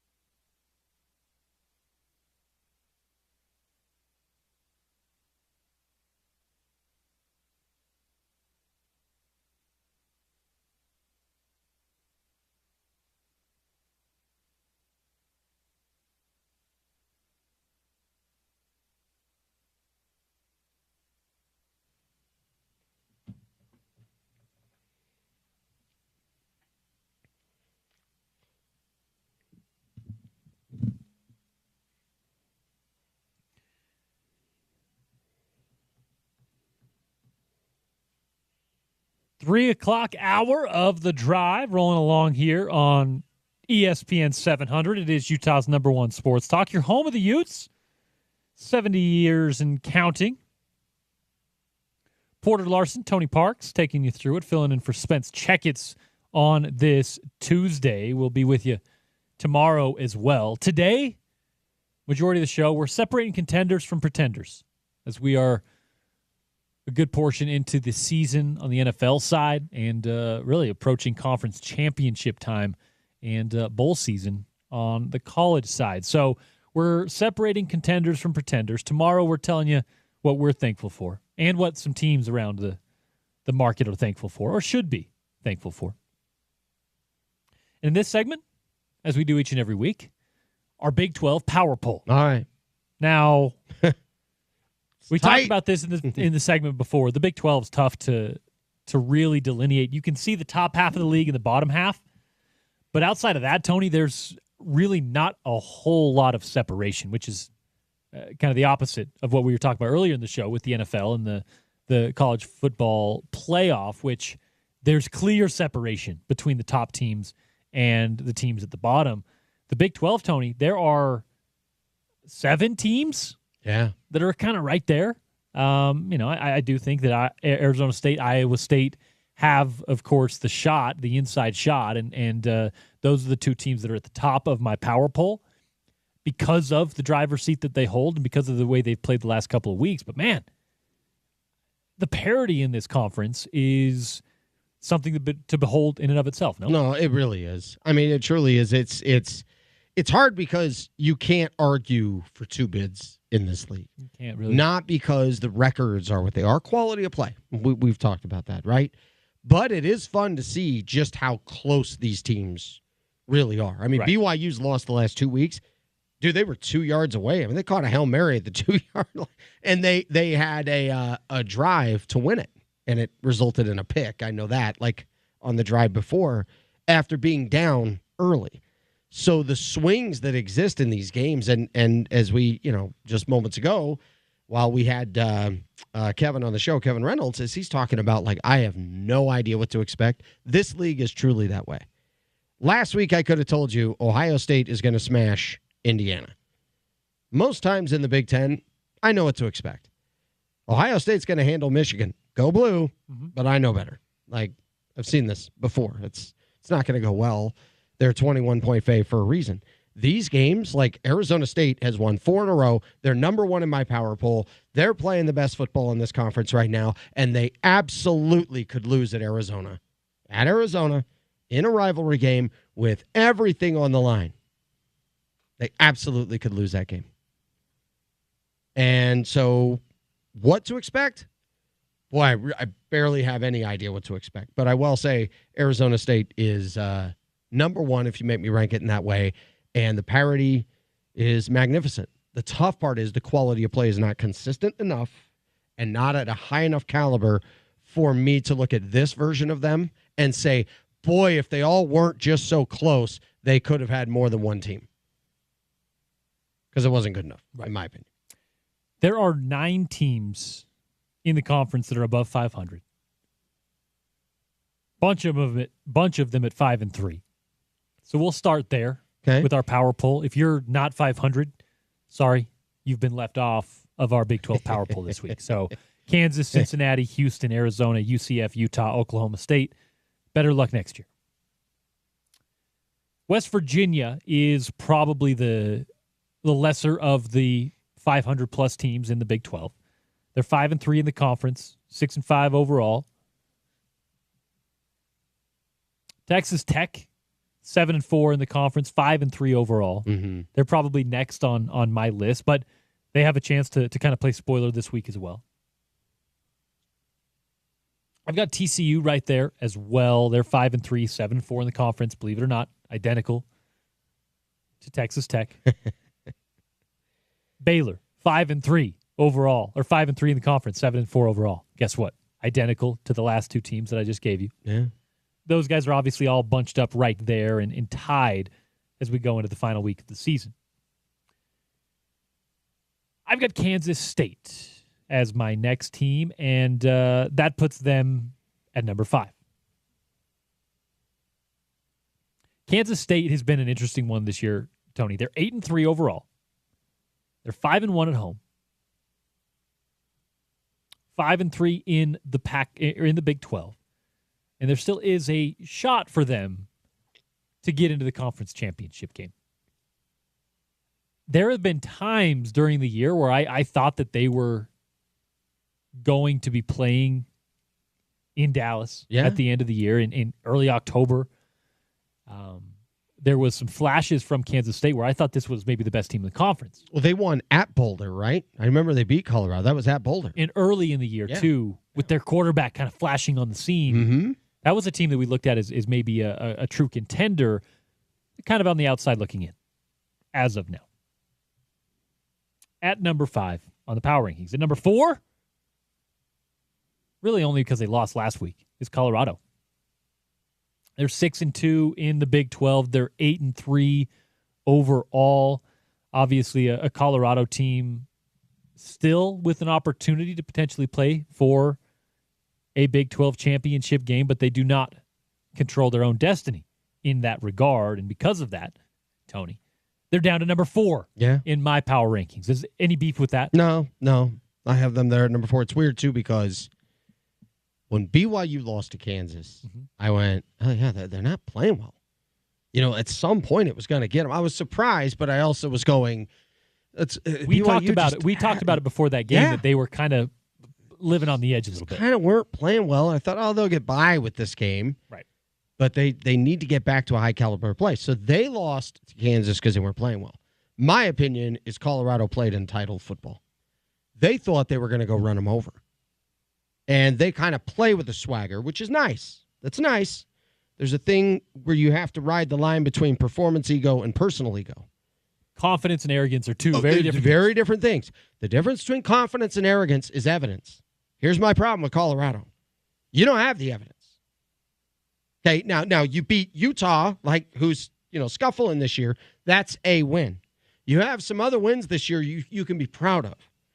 But they kind of carried themselves as if they had done something great before. And that was one thing I walked away from. Go back to last year. Right. I mean, it was one thing I walked away from. They won 3 straight games, and it was game, set, match. And as much as I'd love to have fun with, my prime impersonation and all of that, he actually was very honest about that stuff. Right. And called him right out on it in the postgame. So you got to, y'all got intoxicated with success, man. You got reading your headlines. You guys thought you, And what he had to tell him is, the difference between confidence and arrogance is evidence. Well, people hated Deion Sanders in those years where I would watch him, and oh my goodness, and I didn't care for the Cowboys by any means and things like that.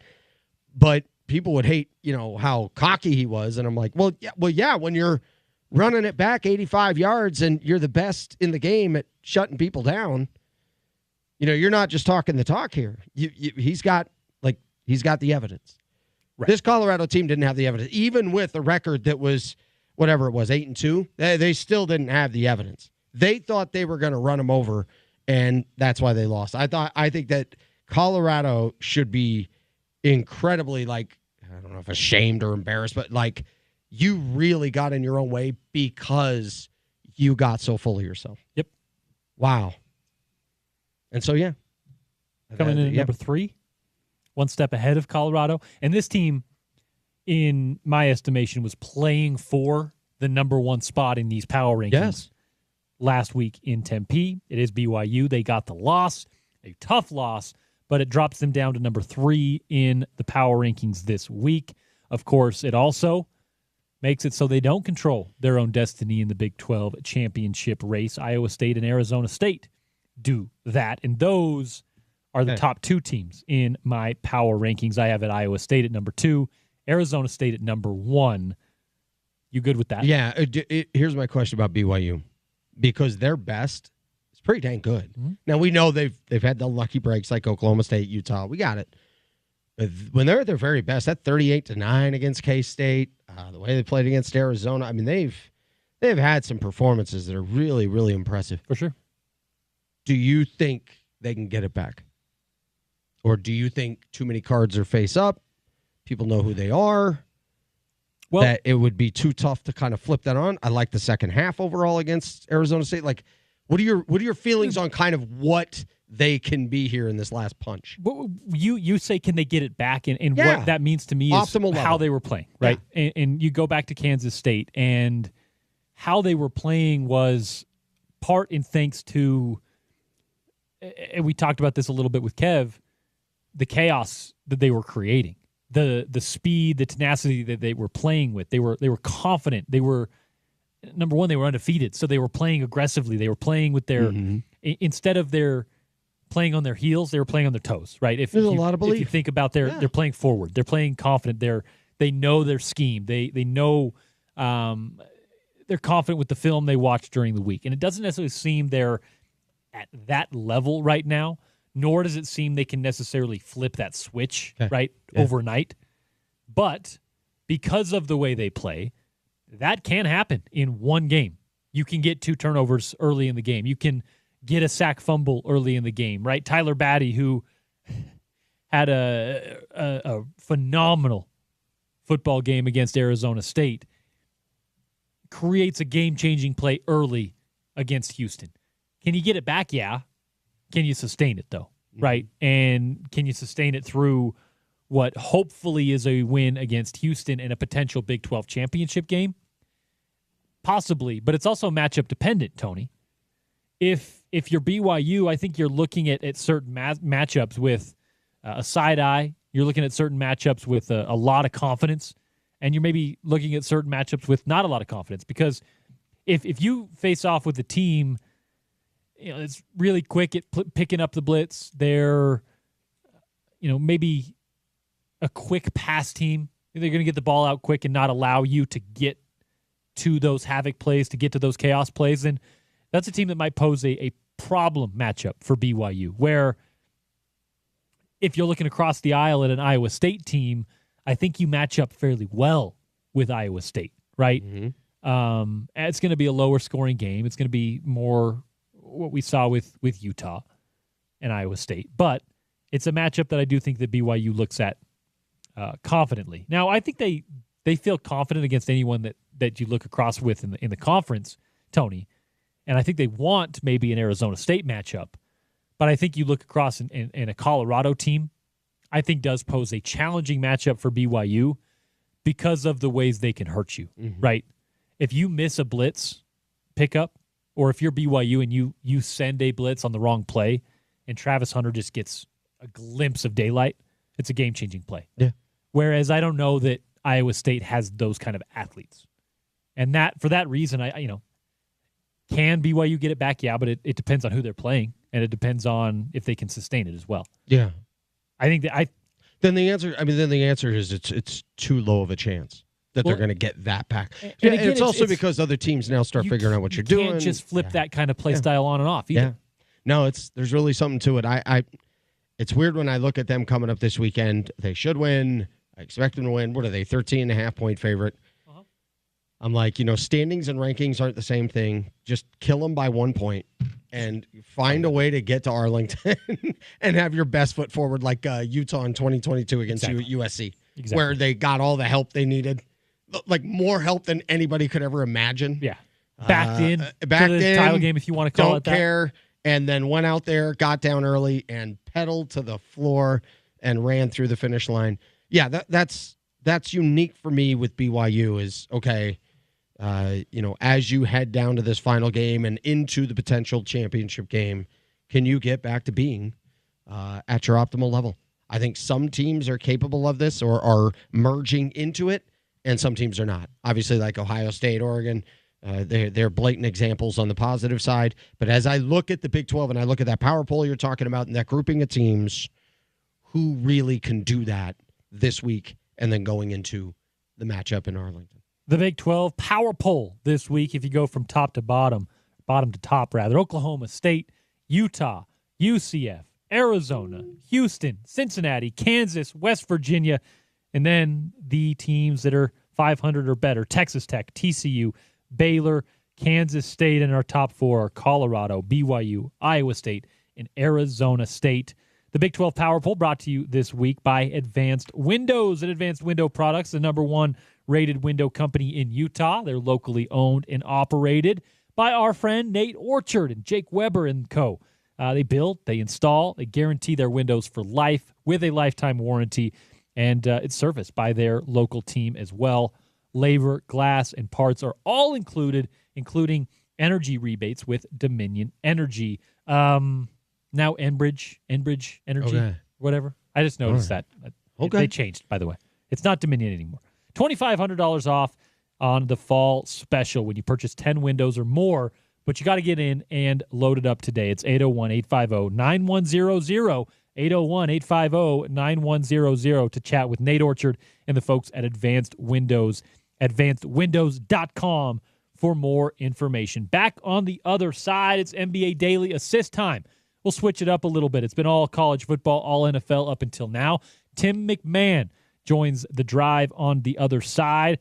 The NBA Daily Assist comes your way next on Utah's #1 sports talk. It's ESPN 700 and 92.1 FM.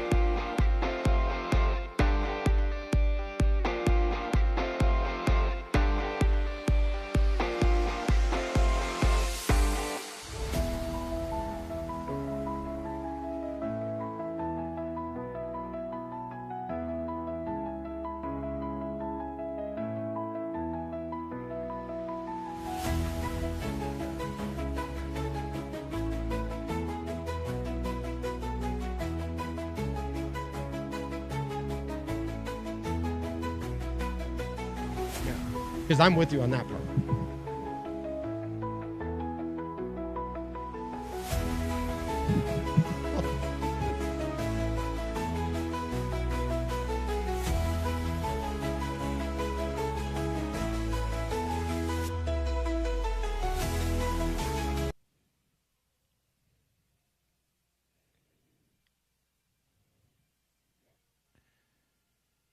Four o'clock hour of the drive is here.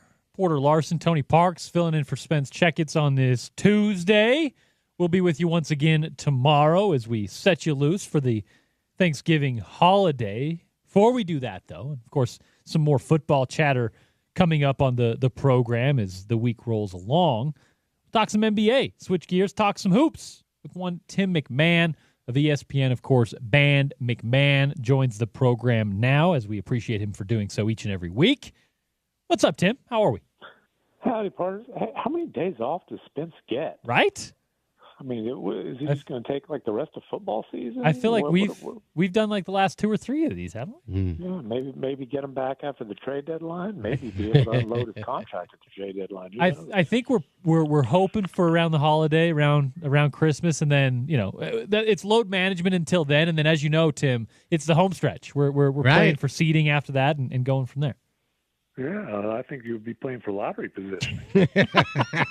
What are you saying? All right. Just saying. NBA Cup action tonight, Tim McMahon. Give the folks a little reset of the NBA Cup, where we are right now, because like me, I'm sure a lot of fans are they're following the NBA Cup, but they're also kind of following them just as if they were one of 82. Where are we with the groups, the teams that are fighting for tonight a potential to clinch a knockout stage, and what we're seeing before the quarterfinals get going on this Tuesday? You didn't tell me I was going to have to be prepared for this. Like, I don't have my NBA Cup standings handy. I know Houston, Minnesota is a good one tonight. The Rockets, 2-0 with the best point differential in the West, can certainly put themselves in prime position. I'll be honest with you, I'd have to look through the rest to figure it out. That's okay. I don't have the Cup standings that well memorized. Well, it's okay because I got them in front of me, so we'll go there. Houston. See, why are you asking me? You're the one who knows the answer. Hey, Tim. Half the radio's asking questions I know the answer to, but we'll get to Houston. Houston today clinches with a win. That is Group A. Toronto is eliminated today with a Milwaukee win. Utah is eliminated today with a loss, as is Washington. So those are kind of the game changers on tap tonight. Of course, the schedule tonight, Tim, includes San Antonio and the Jazz. We're going to see teams mostly full strength. Of course, Victor Wembanyama, Lauri Markkanen, two of the premier players on both of those teams have been dealing with some injuries last couple of weeks. Listen, I don't know how the NBA is going to be able to market the Cup semis and so on in Vegas if there's not the Jazz, the Wizards, or the Raptors. It's going to be challenging. You're not wrong. All right. Spurs, Jazz. Victor Wembanyama in town. For folks who haven't seen this yet, Tim, this specimen of Victor Wembanyama, give Jazz fans who might be on site tonight a little bit of a preview of what they're going to see in Victor Wembanyama compared to really any basketball player that they've seen in person. Yeah, there's not been anybody who has his combination of size, and obviously in terms of height, athleticism, and skill.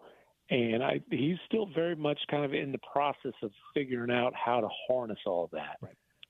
He's 7'4", 7'5", whatever he is, and half of his shots come from 3-point range. And listen, sometimes he's going to hit 8 out of 16, like he did when he scored 50 against the Wizards. Sometimes he's going to go, 3 out of 14. At some point, I think that the shot diet will be a bit better balanced, I would say. But he's still very much in the early process in terms of developing and filling out his physique. So it's easy to say, hey, you should be down in the paint more. It's more difficult to to get that position. But then, honestly, defensively, he's probably already the best defensive player in the league. And it's not just the size, the athleticism, the length. Like, the instincts are insane. And he blocks shots that you can't even believe he's able to get to. Right. So, you know, when the threes are going down offensively, he's awesome. You know, that's kind of a hit or miss deal. Defensively, on a night-to-night basis, it's a sight to behold. You talk about defense. The Houston Rockets, number one defense over the last 8 games, I know for sure. It might even extend beyond that. But the level that they've played, where they have a defensive rating that's like at 97, there's so many things to be impressed with the way that they play on that side of the floor. As you kind of evaluate them and what could be coming for them in the future, what jumps out to you most also about other ways that they could be possibly a bigger threat than we expected before the season? Yeah, I mean, and defensively, you got to give Ime Udoka a ton of credit because, you know, the question about Alperen Şengün is, hey, can he anchor a good defense? And, you know, they were good last year. They're better this year. You know, it helps to have a Dylan Brooks. It helps to have Amin Thompson and Tari Eason coming off the bench. You know, Jabari Smith Jr. is a very good defensive player. They've got some good defensive personnel, but again, to be able to do that with Şengün as your center is extremely impressive. And I think, like, in terms of the Rockets having a real ceiling as a contender, I do think they are a big move away from that. You know, if you talk to people down there, they'll say, well, hey, you know, maybe this group can grow into that. But, like, the Jalen Green contract, they'll tell you they hope that there's a bigger deal in his future from them. That contract looks like a deal that was made to be included in the trade. They've got all those Suns picks. And they've still got a swap with the Brooklyn Nets in a couple of years. And they've got extra picks to play with. And there's a reason that the Rockets are one of the teams that's coming up in every conversation about a potential superstar type of trade. And, you know, they've been linked with like a KD, with a Jimmy Butler, guys who hypothetically could become available. Those are still in the hypothetical sense. What I would tell you is I'd be surprised if it's somebody who's not still approaching or in their prime, because they do have a bunch of young players that, you know, if things break right for Houston, they could potentially have a pretty long runway. Tim, since you kind of brought that up, a big move away, a team like Houston, I think there's a few teams around the league that are probably in that camp. Has your radar changed since the beginning of the year on maybe players that you're looking out for when the trade deadline does come about? Maybe, you know, teams that are underperforming with a star that maybe you didn't think was on the trade block before the season, but now maybe you have a slightly bigger eye on, like Milwaukee. Where's your trade deadline radar sitting as we get closer to December and closer to January? Yeah, you know, I don't know that it's changed. I would be very, very surprised if Phoenix doesn't keep their stars. That would definitely be like a drastic shift in plans and direction. You know, KD coming back tonight. You know, I think they'll get back to winning games. The Bucks actually have started stacking some wins together. It's against a soft stretch of schedule, but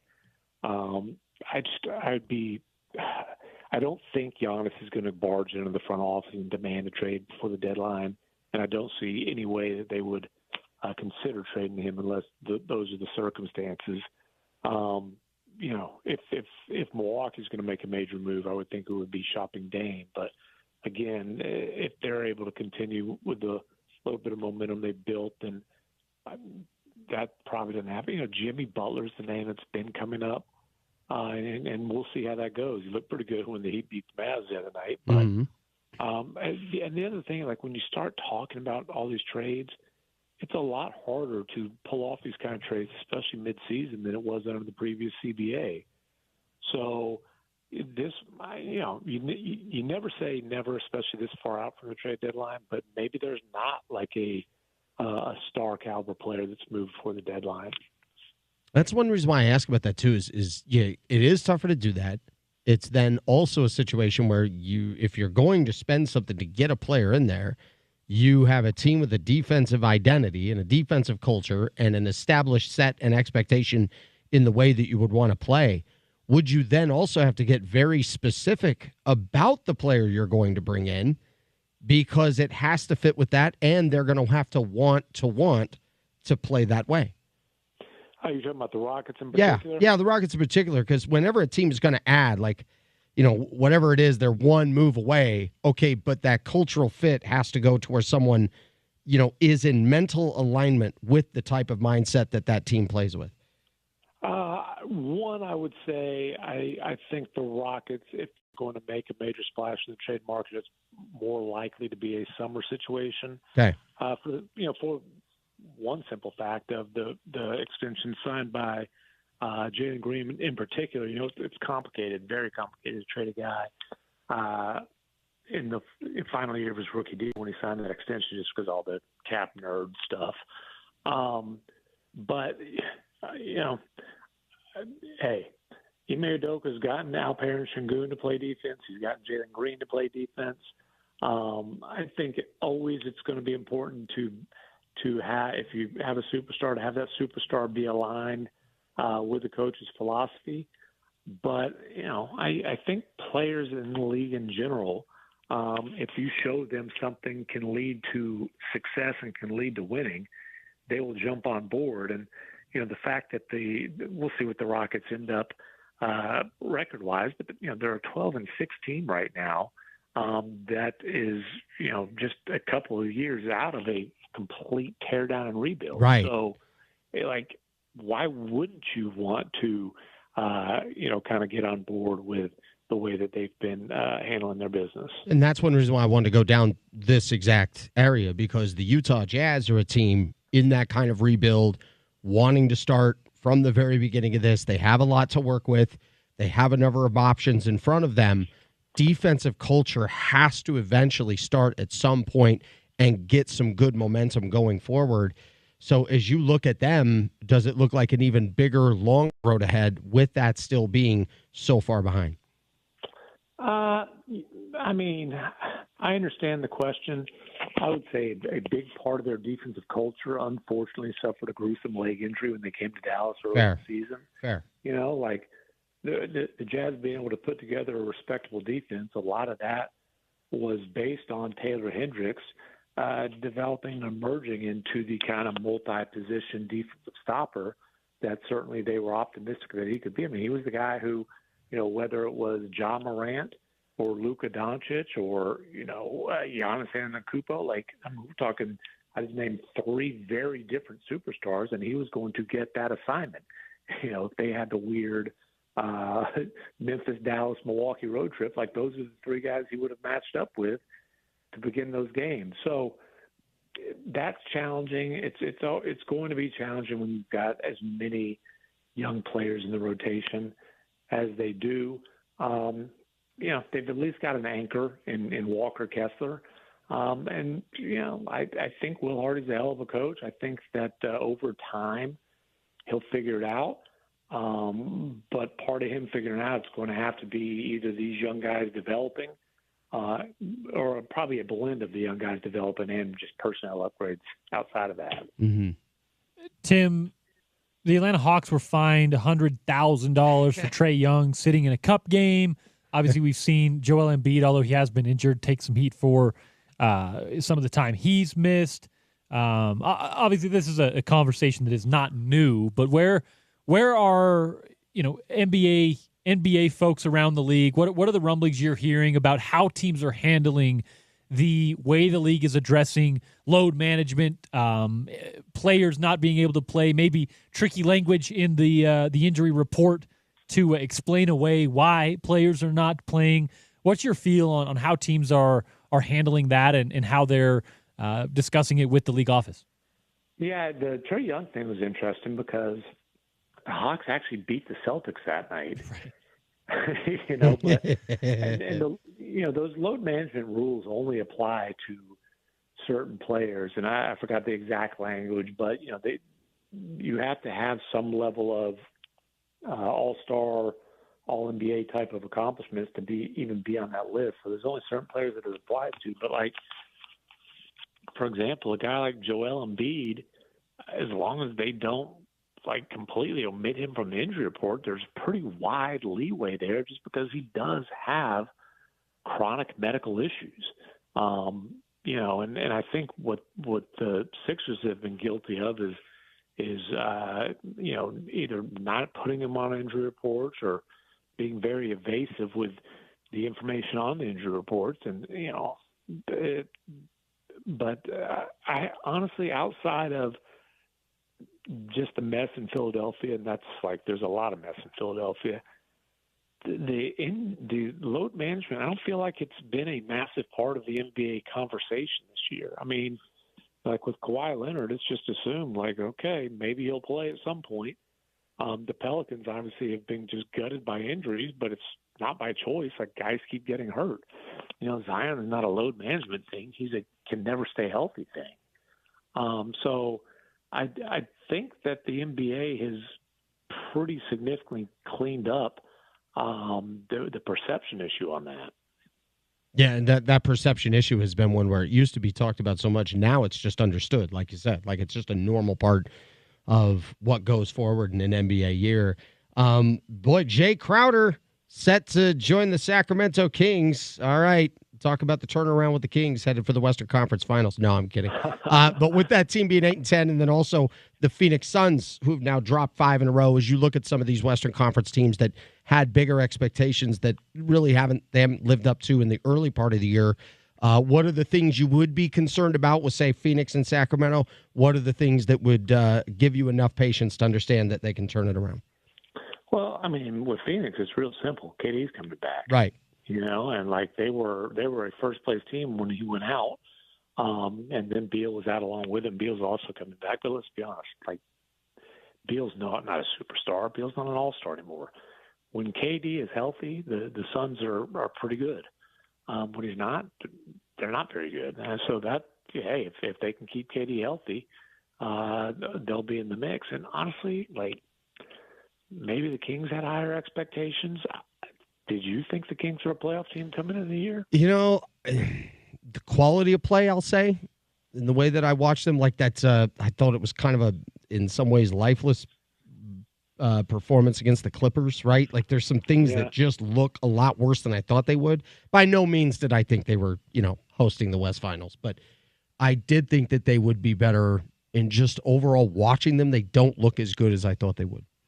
Well, and the DeRozan thing, like, I get it when when you're Sacramento, you don't necessarily get to be extremely selective about adding, you know, star caliber talent. Right. I always thought the DeRozan thing was kind of like a weird fit. Mm-hmm. You know, just they were already the team that had pretty good offensive firepower. You know, he certainly doesn't improve them on the defensive end of the floor. You know, they do have, like, the De'Aaron Fox, you know, there were financial reasons for him not to agree to a contract extension, but I feel, you know, we talked about stars who might become available at some point. He's left his options wide open. I'll say that. Yeah. So, you know, that can kind of hang over an organization. I mean, I don't have to tell you guys that. You lived through the Donovan Mitchell uncertainty hanging over the Jazz like a black cloud. But again, I just, like, if they were in the Eastern Conference, I would tell you they should be a playoff team. I don't think they should be a playoff team in the West. I don't think they're one of the best 8 teams in the West. They might not be one of the best 10. Mm-hmm. Well, for a team that won 46 games last year too, and by all means, were they not expecting to hoist the Larry O'Brien, but they were probably hopeful they could take a step forward. And it's clear I don't see that happening. I think the big thing with me is I'm stunned with how poorly they've competed in a few of these games. Like, that is one thing that I look at. And then Mike Brown obviously has had a chase down situation and issues with officials. Like, it's just there's too much there that has surprised me a bit. It's also a testament to how good you have to be to stay good in the West, in the Western Conference, right? It's year to year. Yeah. You can't just kind of stand pat, or you're going to fall backwards in the West. So we'll follow that as it goes. Tim McMahon joining us for the NBA Daily Assist, as he does each and every week, courtesy of ESPN. Tim, covering the NBA Cup from home tonight, or you find your way to an NBA arena? No, I'll be sitting on the couch, have the league pass fired up. Good for you. Or you got the YouTube quad box thing going. What a wonderful invention that is. Isn't it great? It's a great way to spend the night, man. Tim McMahon at ESPN_McMahon, of course, at ESPN.com, and on the television screen. Every once in a while, you'll look up and catch old Tim McMahon on the big screen. Tim, appreciate your time as always. We'll chat again next week. All right, appreciate it, brothers. Happy Thanksgiving to you. All right. Yeah. Jay Crowder's back, though. That's in Sacramento, huh? Kings are about ready to surge, my guy. There we go. Yeah. There we go. And, and they said still playing, man. Yeah. And Trey Lyles is on that team, too.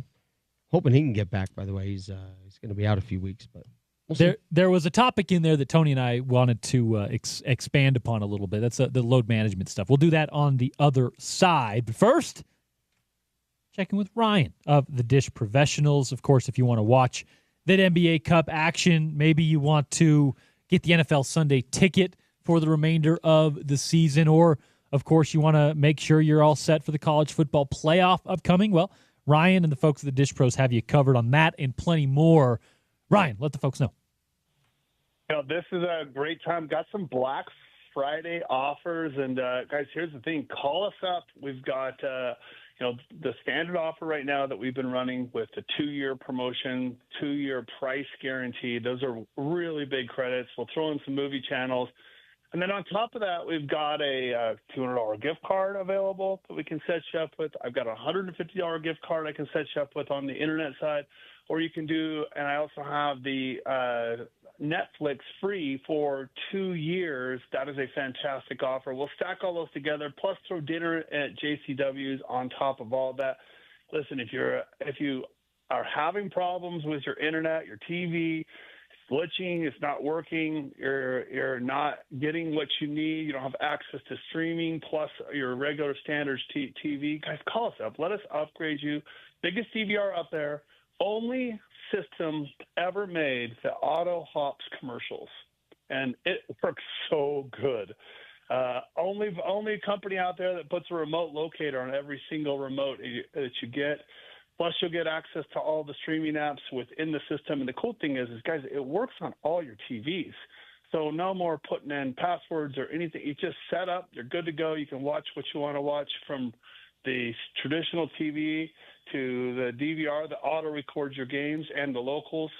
Call us up, upgrade, save money, lower your bill. We see the $70 to $100+ a month all the time, and that doesn't include if we hook you up with internet. We can save you $20-$30 a month there. And guys, $20-$30 a line on your cell phone service, and get a free iPhone 16 Pro or new Samsung S24 free with no trade-in, and spend $20-$30 a line less. This is where people end up saving $200-$300 a month, which equates to like $5,000-$6,000 over the next couple of years. Call us 424-DISH, 801-424-DISH. 801-424-DISH to get in touch with Ryan and the folks at the Dish Professionals. Tim McMahon and the NBA Daily Assist was brought to you by Bout Time Pub, Utah's premier sports bar with great food and cocktails. Make Bout Time your place for sports, brunch, and more. More TVs than tables?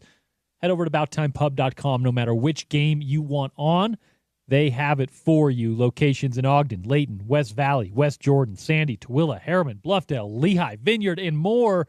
It is Utah's sports bar, founded in West Jordan and celebrating 15 years in business right here in Utah. Your home for NHL, MLS, MLB, NBA, college football, NFL, and more, including every UFC pay-per-view. It's Bout Time Pub and BoutTime.com. Back on the other side, Tony Parks and I will get a little bit more into the hoops chatter, both on the college side, the updates from the early season returns so far, and we were talking a little load management in the NBA, a little bit more on that. Porter Larson, Tony Parks, Olivia Benyon behind the glass. This is Utah's #1 sports talk, The Drive. No Spence Checketts today. He'll be back on a Monday, and we'll be back with you tomorrow right here on Utah's #1 sports talk. It's ESPN 700 and 92.1 FM.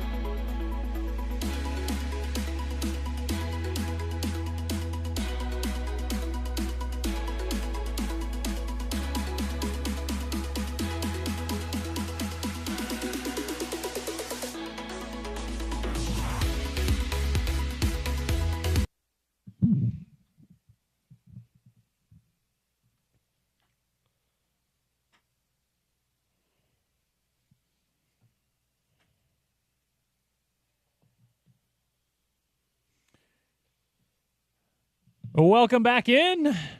Drive time on a Tuesday afternoon. Porter Larson, Tony Parks. Here on Utah's number one sports talk, it is ESPN 700, 92.1 FM, or later. ESPN700sports.com is where you find us, or wherever you happen to podcast. Apple, Stitcher, Spotify, Google Play, Spreaker. There's a lot of podcast catchers wherever you find us. Just search ESPN 700. The Drive with Spence Checketts is where you go. Rate and review.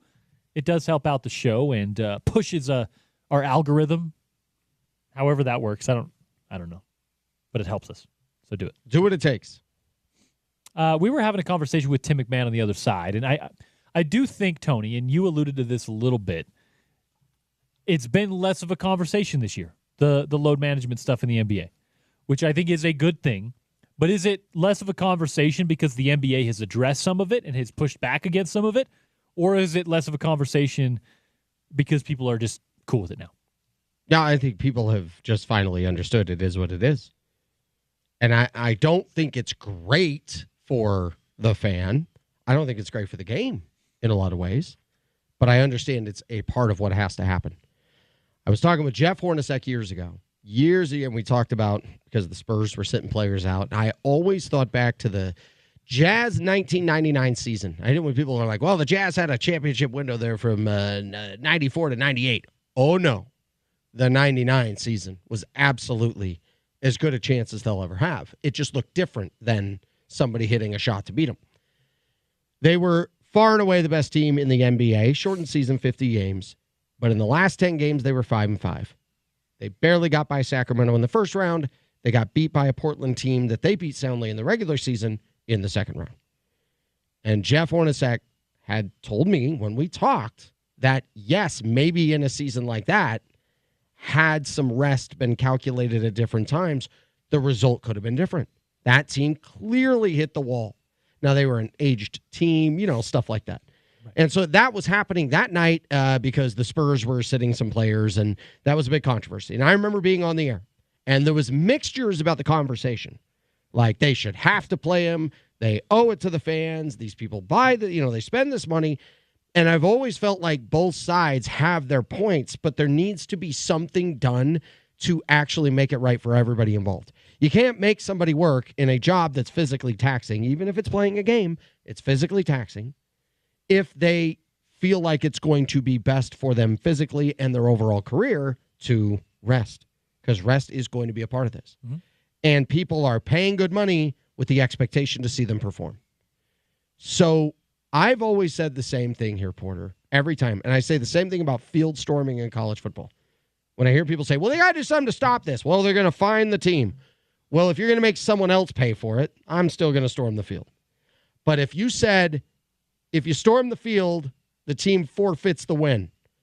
Well, then before I ran out on the field at Michigan Stadium a year ago today, I think it was, when Michigan beat Ohio State, if I knew they were going to lose if we stormed the field, I would have been tackling people on the stairs not to go down on the field. Right? So my thing with this is the same thing every time. Either fix it or stop complaining about it. And the only way to fix it, in my opinion, is I've always wished the fan had the option. Now, clearly they have the option not to go. I know that. I wish they had the option when buying an expensive ticket to purchase for more money, reasonable amount, insurance that would return some of the money, a certain amount, just like you would in any other insurance plan that's out there. Right. At least have the option for the fan to do that, knowing that this is the current NBA. And I love the idea. I do. I struggle with the implementation, right? Because first off, that you're adding now. You look at the way that they do it in like betting, right? Where you just get paid off. You're even if this player doesn't play, stuff like that, right? When you're talking about entertainment product and entertainment value, I struggle with how is a fan going to go buy their ticket, and then in addition to that, they're going to mark a box on which specific players they want to see? Yeah. And if one of those players doesn't go, how is the rate decided? Because this is the other problem. Yeah. You're saying insurance. That brings up to me insurance companies, yeah. which in this country are worse than any NBA load management you're going to deal with.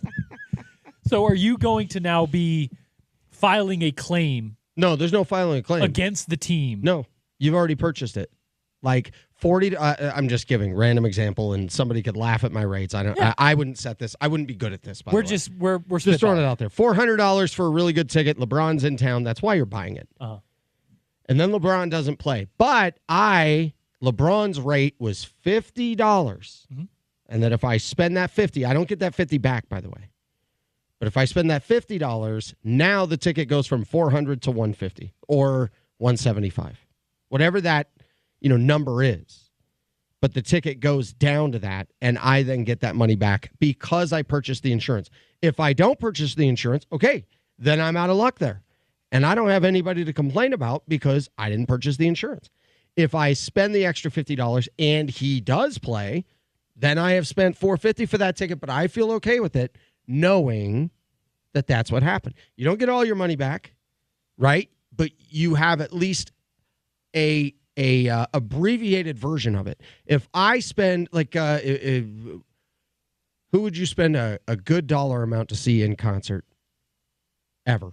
Like all time. Like let's just say everybody's alive and healthy and you can go see any band. We'll give you the full Jerry Garcia Grateful Dead. Oh, okay. Okay. And you're going to go see that. And Jerry Garcia's And instead, they're like, bad news, everybody. Jerry Garcia, yeah. They're taking the night off. You're not sure if you know what happened, but we're instead. Well, in this era, this would have been a great thing to have. And they say, actually, instead, we're going to bring this guy out. Yeah. And it's nowhere near the value to you, the ticket holder. Actually, a perfect. Right. Grateful Dead. Concert goer, right? You're the concert goer. You're the person who, but you purchased the insurance. So at least you saw a show, you saw entertainment, you went to the venue, you had a night out, but you didn't blow the $400 and get a $125 or $150 value in return. My thing is just find something where the fan has the option.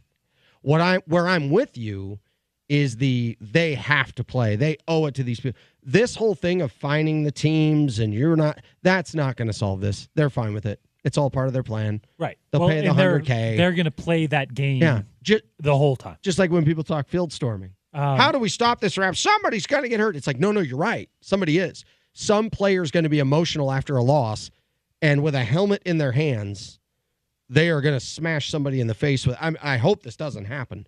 I'm just saying the wrong storm is going to come together and something really bad, or somebody runs up the back of a player and a significant injury happens and it alters a career. Like something's going to happen. But until you come out with a rule that removes the incentive for that to happen, like you have to actually implement something that moves that to change.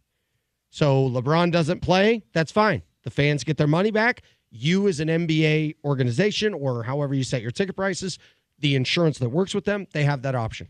So LeBron didn't play, and the insurance had to pay out a lot of money, but that was part of the agreement now. Or LeBron did play, and all this extra money paid for insurance that the fans bought into, well, that was on top of it. You're going to have, and I know we're getting way too in the weeds here, you're going to have the insurance company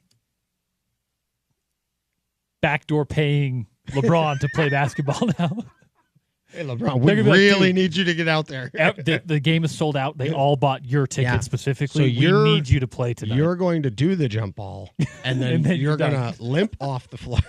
Right? Like, I know it's silly, but like those are the things that when we're talking about this, because when we are now kind of venturing into the practices you're talking about, the gambling stuff, right? Where we have now seen players working behind closed doors with third parties to make money on their own over-under in an NBA game, right? If you're incentivizing that just to play, may see that as well. Now, the Stars, it's a different story with. This isn't Jonte Porter. Yeah. His insurance amount would be what? Like if you bought a $200 ticket. You're not buying the ticket for Jonte Porter. His insurance, you'd get like $1 back. But yeah, I mean, I understand where you're coming from, but I also do think that there's a little bit of a revert to normalcy here where 2 years ago we were talking about load management so much because it was such an issue because teams thought it was such an advantage. And now we're finding out, and now we're kind of reverting back a little bit, I think, where less of it's happening, still some of it. We're seeing Joel Embiid take time off. We're seeing Kawhi Leonard take time off. But we're seeing a little bit less of it because I think there was a swing back to a little bit of a normal point with it because teams saw that it was taking away from some of their chemistry on the floor. Right. Teams who were doing the load management thing got to the postseason, and then they weren't able to flip the switch that they thought they were going to, and they lost, right? A few teams did that. And I think that there was a little bit of a fad with the load management stuff because teams were like, well, we'll just let these guys sit, and we'll come back and dominate in the postseason. Yeah. And that's not always how basketball works. You have to be playing well, and you have to be playing cohesively. You have to have a rhythm going into the spring, and that's part of this conversation There's as well. a balance there. There's a balance there that has to happen. And while you're trying to manage and balance that, the coaches obviously want to have input on it. The individual player, agent, probably at some point. There's so much that goes into this that, it becomes a challenge. I like I said, I wish, and would it ever come to fruition? I don't know. There's probably way too many people with too much money involved on how they would want to have their hands in on it. I just wish the fan had the option, just the option. So if I've got a kid who's like, oh my gosh, I want to see LeBron or I want to see fill in the blank player, they only come once. And, you're getting them the tickets for their birthday. You're there. You're ready. And they didn't even make the flight. It would be nice to know that even if I didn't opt in, I could have. Instead of the, hey, it's just part of how it goes. Sometimes you overspend for something that's watered down.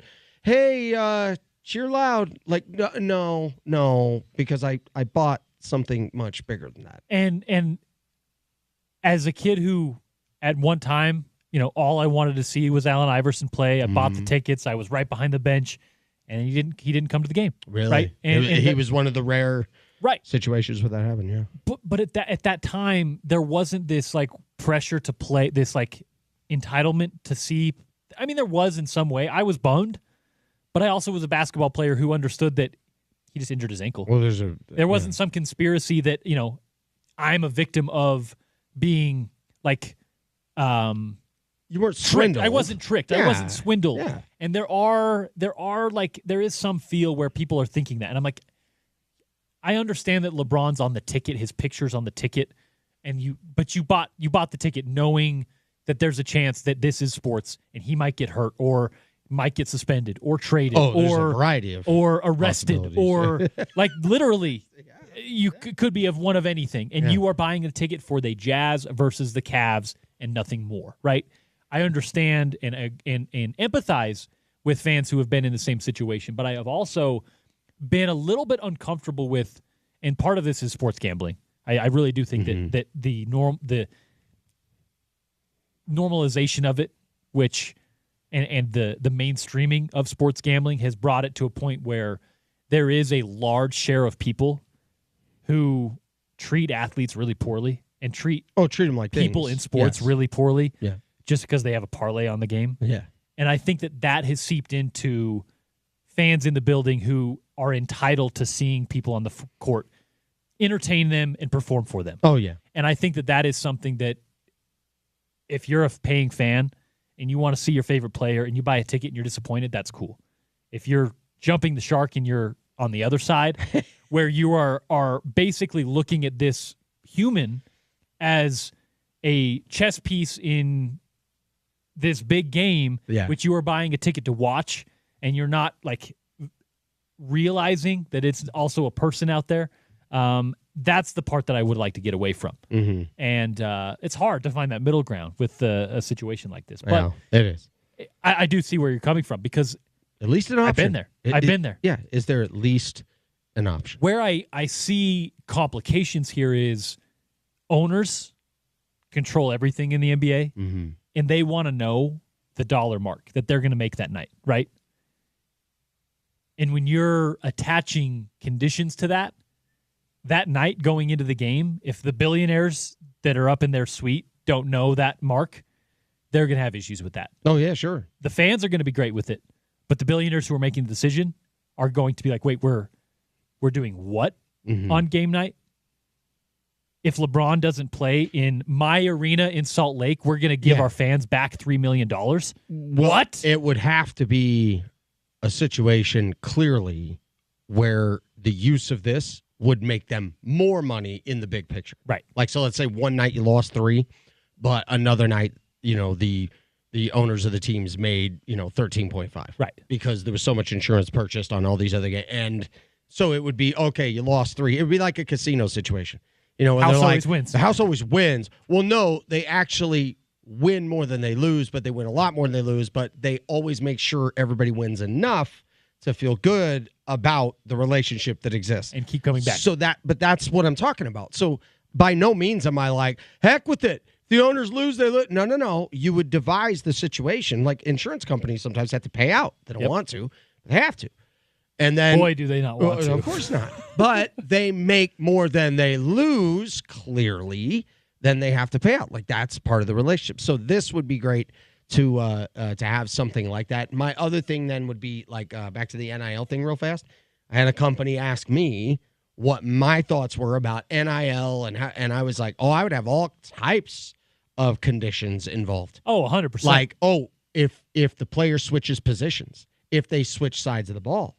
Especially if you're talking about one singular player, one singular deal. I was like, I would get into bonuses on victories, bonuses on playing, bonuses on, like, sure, there's money they make here, but like to just be like, yeah, this much money, let's go. And then the variables start falling into place. And it's like, you don't play all year. Well, you wrote the check. It's kind of how it goes. Like, so, but we got deep into, you need to think of like every scenario, suspension, like go through every possible scenario. Obviously, you hope not injury, but switching positions, switching side of the ball, not being a starter. What if they get beat out for their job? Right now they might be an NFL prospect in 6 weeks. I don't know. Things happen. So it's one of those things that I think would have to be looked at, just like what you're talking about with a situation like this.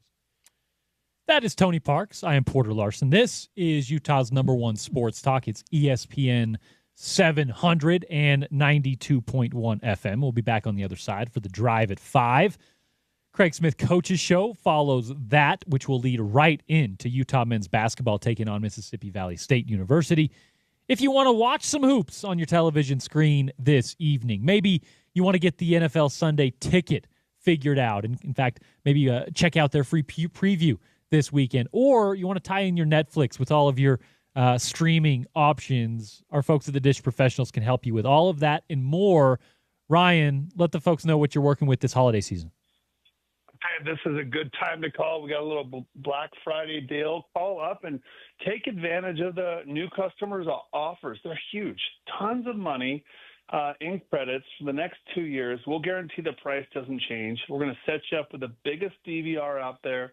Auto hops commercials, auto records your locals, auto records your team's favorite games. And guys, take advantage of the deals. We've got a $200 gift card we can set you up with, or through our Netflix free for 2 years.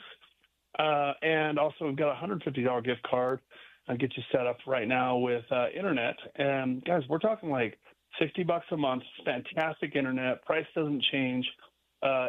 This is a product that I've been using for the last couple of years, and I love it. It's as good as it gets. And if you want to get lower your bill, this is all you got to do is call us. We do this day in and day out.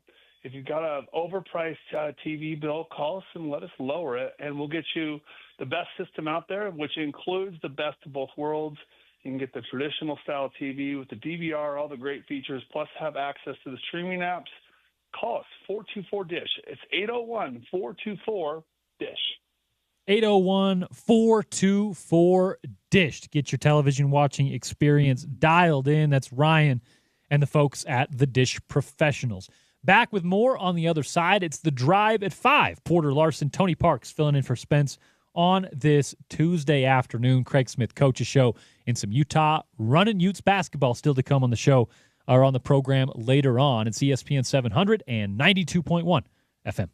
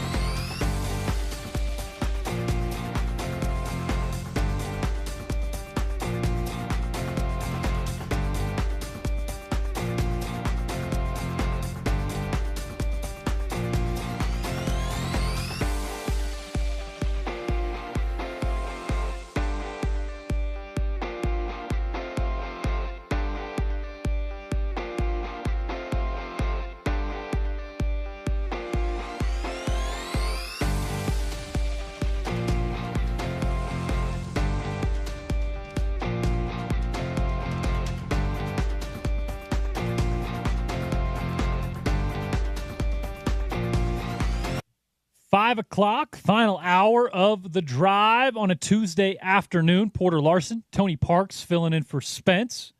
We'll be with you once again tomorrow afternoon as we set you loose for the Thanksgiving weekend. Of course, a short week on the Utah football side. I'll be back with you on a Friday for the Utes Game Day pregame show as Utah finishes off their football season. BYU finishes off their regular season against Houston. That one is in Provo. And, of course, the Utes are on the road in Orlando.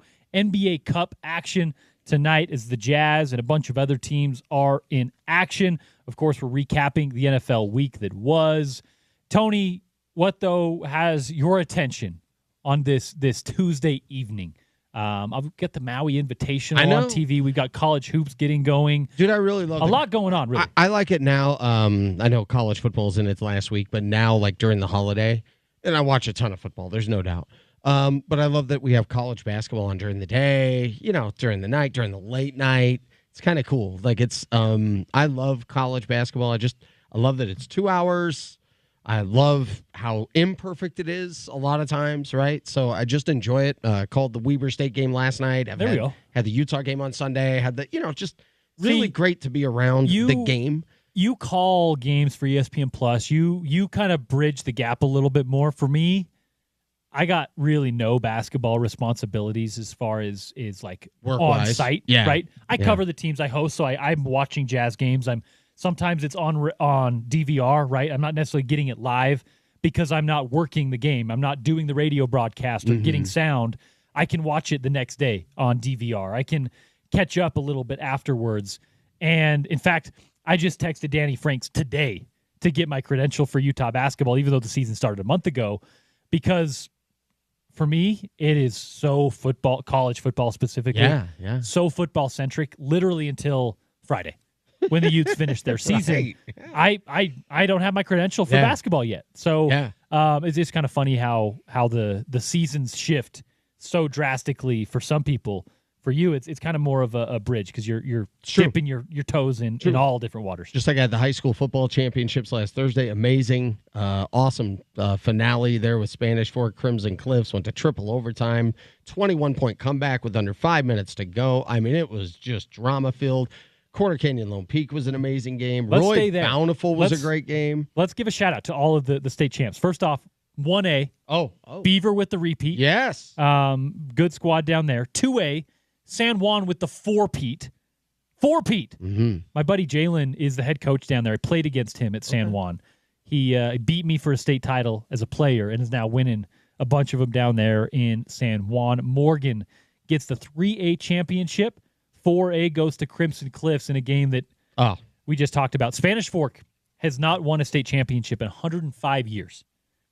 And in the fourth quarter last week, they were up 21 points, about to end that 105-year drought. Dude, I was on their sideline. Surrendered that lead. And you could feel the anticipation that it was happening. And the whole time I'm like, hey, this isn't cooked yet. Like, I'm a reporter calling the game. I have an open mic, and the whole entire time, I wanted to go walk over to a few of them on the sideline and be like, focus. Breathe. Focus and finish. Well, because what happened was they were so excited, right? You could feel that they were about to make history. That's what you want to do. But then when the uncertainty hit and the wheels wobbled, then you could feel the tension and the uncertainty. You felt the pressure of the 105 years. Yes. Leaving. And then all of a sudden coming right back within like a 5-minute span. The only difference was like when the Cubs had that happen, they prevailed in extra innings. Obviously, Spanish Fork did not, so that was gut-wrenching for them. I felt for them. Crimson Cliffs, the clutch plays. It was so fun. That was an amazing game. Really good football. Bountiful gets the 5A championship over Roy. Great game. I was at that game, and it was the third best game, and it was as good as you could ask. I tweeted out the other day that the Cowboys game was like from an entertainment standpoint, the funnest game of football I've watched in a long time.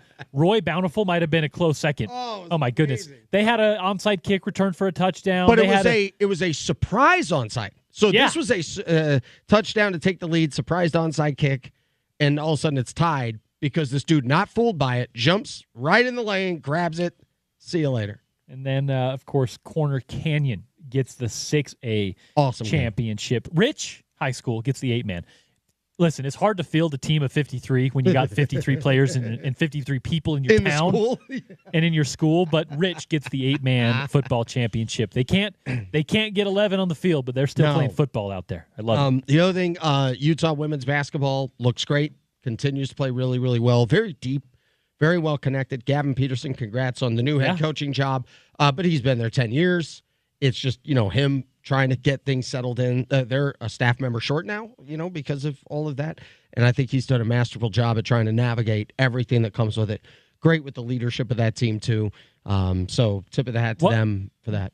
Since it was right when we were signing off last week, what was your initial reaction when you saw? Stunned, shocked. And not only that she's taking the job, but she's doing it right now. Oh, I know. Right as the season's tipping off. And you could feel that you still have like a pretty special season with this group. And so it's a good team. It is a great team. And I had I've always known her, we're familiar with each other. We've never worked together. Right. And so we finally did, kind of made an introduction, had a great conversation right before the game, a few hours at their shoot around, and then saw her after the game. And I had commented to her that I would love to have like a good just 20-minute phone call or interview, sit down, not basketball, just kind of going into her journey. And she kind of gave me she appeared busy. And she kind of gave me like, oh, yeah, sure. And then heads into her press conference. Little do I know, she's not even going to be the head coach of this team in 5 minutes. Right. And so you find out later on. But, yeah, I mean, tip of the hat to her. Congrats on the gig. And congrats to Gavin Peterson, who's ready to be a head coach, and I think he's going to be fabulous. So. A question for you. Mm-hmm. On the women's side, at least, in the coaching world, it has seemed that the best coaches, the biggest names in coaching, stay at the college level or even come to the college level in favor of the WNBA. Why has that typically been, and why is it that Lynn Roberts is kind of bucked that trend? Maybe it's because it's Utah and it's not Tennessee or UConn that are paying millions and millions of dollars a year. And I think she was signed until 30 with the. She had just signed an extension not too long ago. Yeah. No, I think there's a lot to like about women's college basketball right now. So much. Mm-hmm. I mean, I followed it, since I was young, and when you really had, every single year, just a few teams that were a real serious threat to win it all. Stanford or Tennessee or UConn, and it was a small number of teams every single year. Now it's expanded better. Stars are marketed better. The other thing is the product is just so much better. Yeah. Coaching's better, and it's been great. When the players are better, everything's better about it. The WNBA got better. Some of it was marketing. Some of it was, now it's more accessible. The other part of it was just quality of play. The drop-off between the premier players, my favorite was Ruthie Bolton-Holyfield, but like the drop-off from, say, Ruthie Bolton-Holyfield or Rebecca Lobo or Lisa Leslie to the next level down, the gap was way too big. Like, it just was way too big. Now, I mean, there's a good setup of your top-tier players, the next tier down, so you have your superstars, your stars, you have your borderline all-stars. I mean, you can just go down the list of just every player in the league is a dang good player. So that really, really helped. And so I think there's a lot of good college jobs out there. Like Utah's a really good women's college basketball job. Also, Utah did a great job of allowing her a lot of time to build it the way she needed to over a course of time. Fern Gardner, who is the Hall of Famer and one of the greatest, I think, figures in sports in the state's history, who really got so much started there. But then that was 1 year. Then it's Elaine Elliott, Lynn Roberts. Right? Like, that's a long time. So I do believe the game, with so much of the way it's set up, makes it very attractive for a professional who wants to be involved, whether it's broadcasting like I am right now, or a coach, or just anything that's around the game right now. I think it's really healthy and positive. And I think that's nothing but good. So that's been cool, but I was surprised to see it. I just was. But great opportunity for her to coach at that level, where it's obviously competitive and it's intense, and there's no sure thing at the major pro level, man. What it told me was that the LA Sparks knew who they wanted to be their coach, and they just went and made it happen. Yeah. Right. And whatever it took to get Lynn out of there, because here's the other thing. She is, she's got California ties. She's right. Obviously at the highest level you see the WNBA is the creme de la creme when it comes to women's basketball, but traditionally and historically, the top coaches are at the college level. So there was always kind of a weird dynamic there where I wasn't sure how it worked, because a lot of times these coaches are also getting paid more at the college level, right? And I'm sure that Lynn is taking a pay bump now, just because the women's game is changing. WNBA teams, I'm sure, are a little bit more open to paying their coaches a little bit more. They're getting better TV contracts. There's a lot of variables there, but it's shouted to me that the LA Sparks knew they wanted Lynn Roberts, and they went out and made it happen. And if that weren't the case, I'm not sure Lynn Roberts would necessarily be moving on if it weren't such a decided upon situation before, what was it, Tuesday night last week. Well, it's interesting how they are targeting a head coach for a Power 5 school. And she did something no coach had done there at Utah. I mean, Elaine Elliott had, I think, 4 straight years she made the tournament, but she never had 3 straight years she won a game in the tournament. Lynn Roberts was the first time Utah had ever done that. Was won a Power 5 championship, too. Yeah, and right. And in a conference that, unlike football and unlike other ones, the Pac-12 in women's basketball is phenomenal. Yeah, it's no joke. So you do that, you win a tournament game, at least one, 3 years in a row. Okay, but this isn't a Final Four, to your point. Right. This isn't, oh, man, they were in the finals, tie game against South Carolina with 4 minutes left. No. This was just, this was a very, very good coach, obviously, one of the better ones, but this wasn't a magical Final Four run. It's not Kim Mulkey. It's not Gino Auriemma. No. And so I do think that that's a real tip of the hat to her ability to have something special as a coach, to influence players with trust-based influence, connectivity, truly buying into trust. Hearing Gavin Peterson talk about her, he's going to carry along, those similar types of facets. I think that's great. And so they had targeted that. I mean, I was just shocked in every single way, just because nobody heard a shred of it, and I was all around it. Not a peep. For 48 hours straight. Yeah. Well, and I can tell you, the people that work with Lynn, and even Lynn to an extent, it happened quickly, and they were shocked by it as well. Yeah. So, right? So tip of the hat to her. And by the way, that program's in good hands with Gavin Peterson. I just know that, everybody on the staff has had to elevate because they're down a person. But where it shows the culture they've built, as I've had a chance to watch it, everybody, instead of, well, I don't know, what do you want me to do? Yeah, just let me know what you need. No, everybody just started taking ownership. Then overtime win the next night. What's going on, and they win the emotional game against St. Joe's. Obviously, a much easier time against Montana State in the game on Sunday night. So anyway, tip of the hat to everybody involved, from Gavin Peterson to every one of the assistants to the leadership on that team. And excited to be around them again, coming up with their game against Utah State and Princeton in December. And then the other thing that's been going on at the Salt Lake Bees, I know we have premium season tickets premium seats and season tickets. Those are on sale. And, man, you're going to have some of those seats where you're closer to home plate than the pitcher.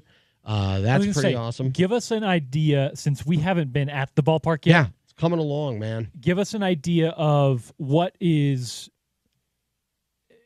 maybe different about this ballpark than others, things you're excited about for game day. What's different from this ballpark than Smith's ballpark from a game day atmosphere, from an energy standpoint?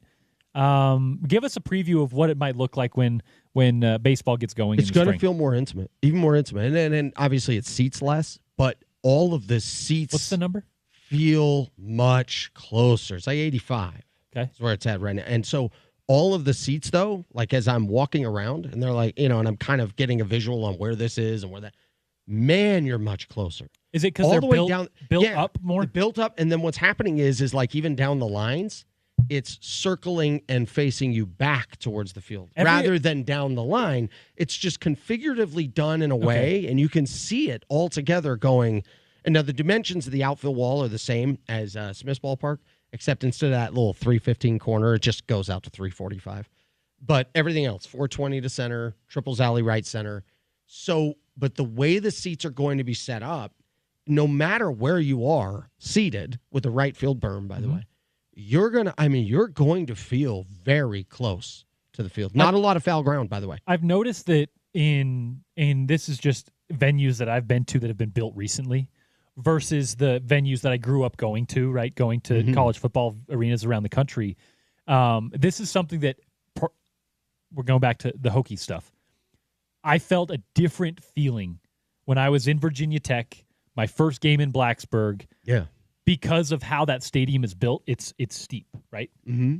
You're sitting like above the person that's in front of you. And because of that, if you're in the 70th row, you feel like you're close to the field. Yeah. And it, as you can tell, if you watch a Hokies game on television, it creates a feeling that you're right there, and it creates a really cool atmosphere. I noticed that arenas and stadiums that are being built now, they're cutting down on the actual attendance, and they're building up on the people that are there, their experience. Yep.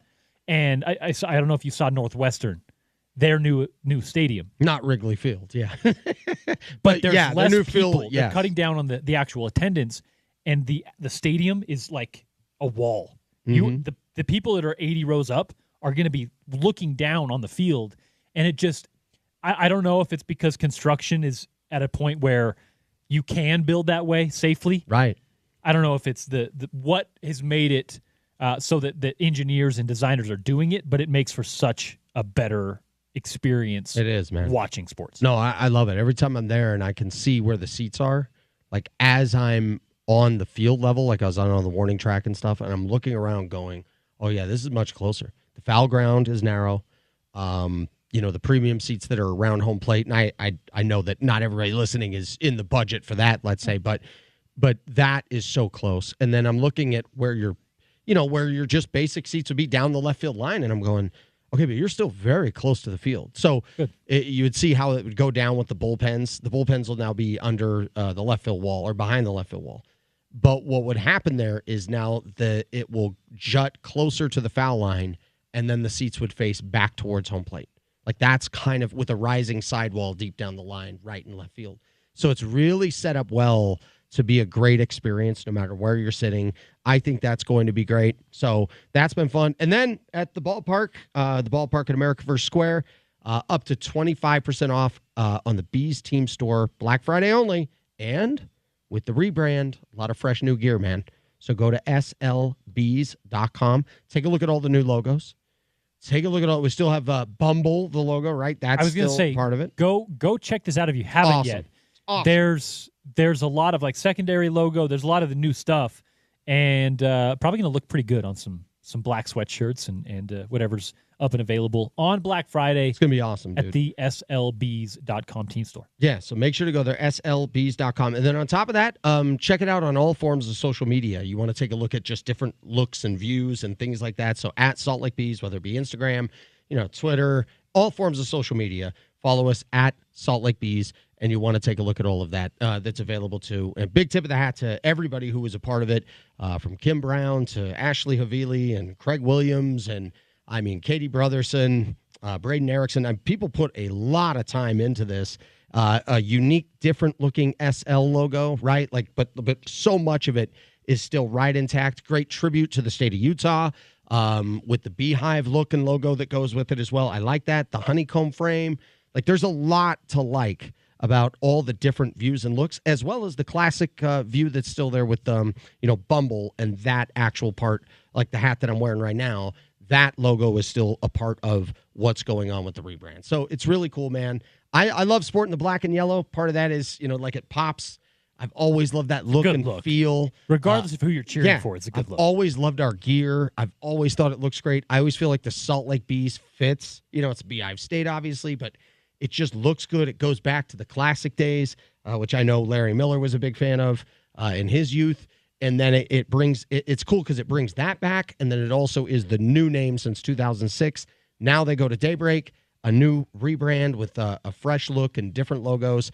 Take a look at all of them, and you're going to love it. And then here soon, coming on December the 5th, out there in South Jordan, we're going to have a Bees pop-up team store in Daybreak that'll be available for people. Be open 12 to 6 just about every single day, except Sunday. And it'll be just a mile away from the new ballpark, so you can go there, get some holiday shopping done, by the way. That's a great item to choose from. Keep it fresh, keep it new. And hey, you know me, baseball 24/7, 365. Now, No doubt about that, but you're going to be doing it a little differently this year. You're filling in. You're now taking over for the legendary Steve Klauke. Mm-hmm.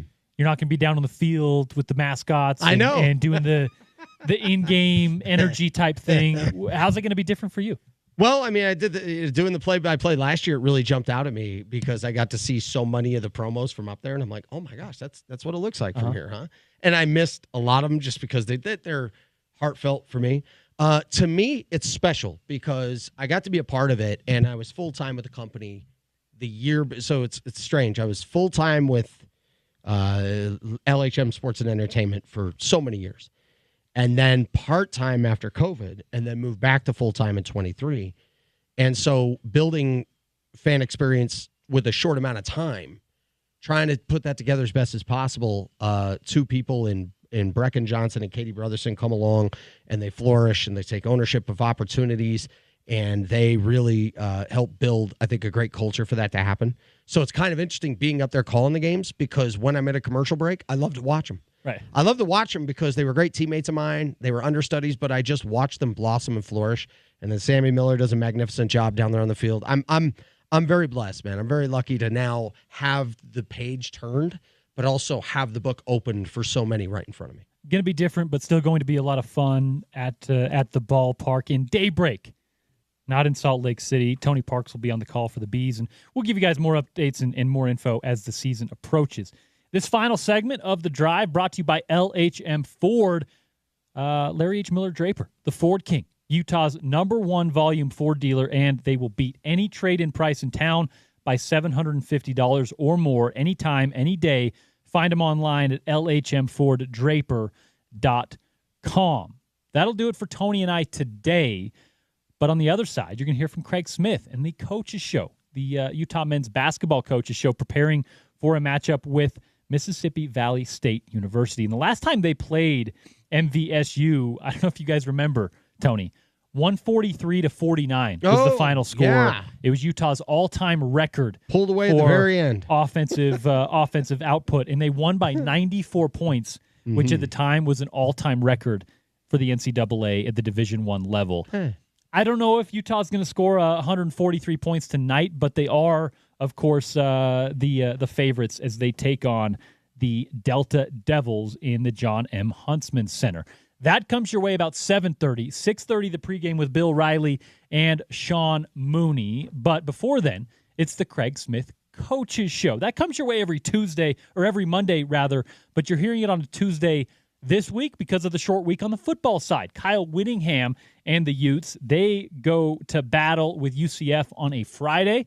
So in place of the Kyle Whittingham Coaches Show, it's the Craig Smith Coaches Show. That comes your way next. For Tony Parks, I'm Porter Larson. Olivia Bennion behind the glass. This is Utah's #1 sports talk, ESPN 700 and 92.1 FM.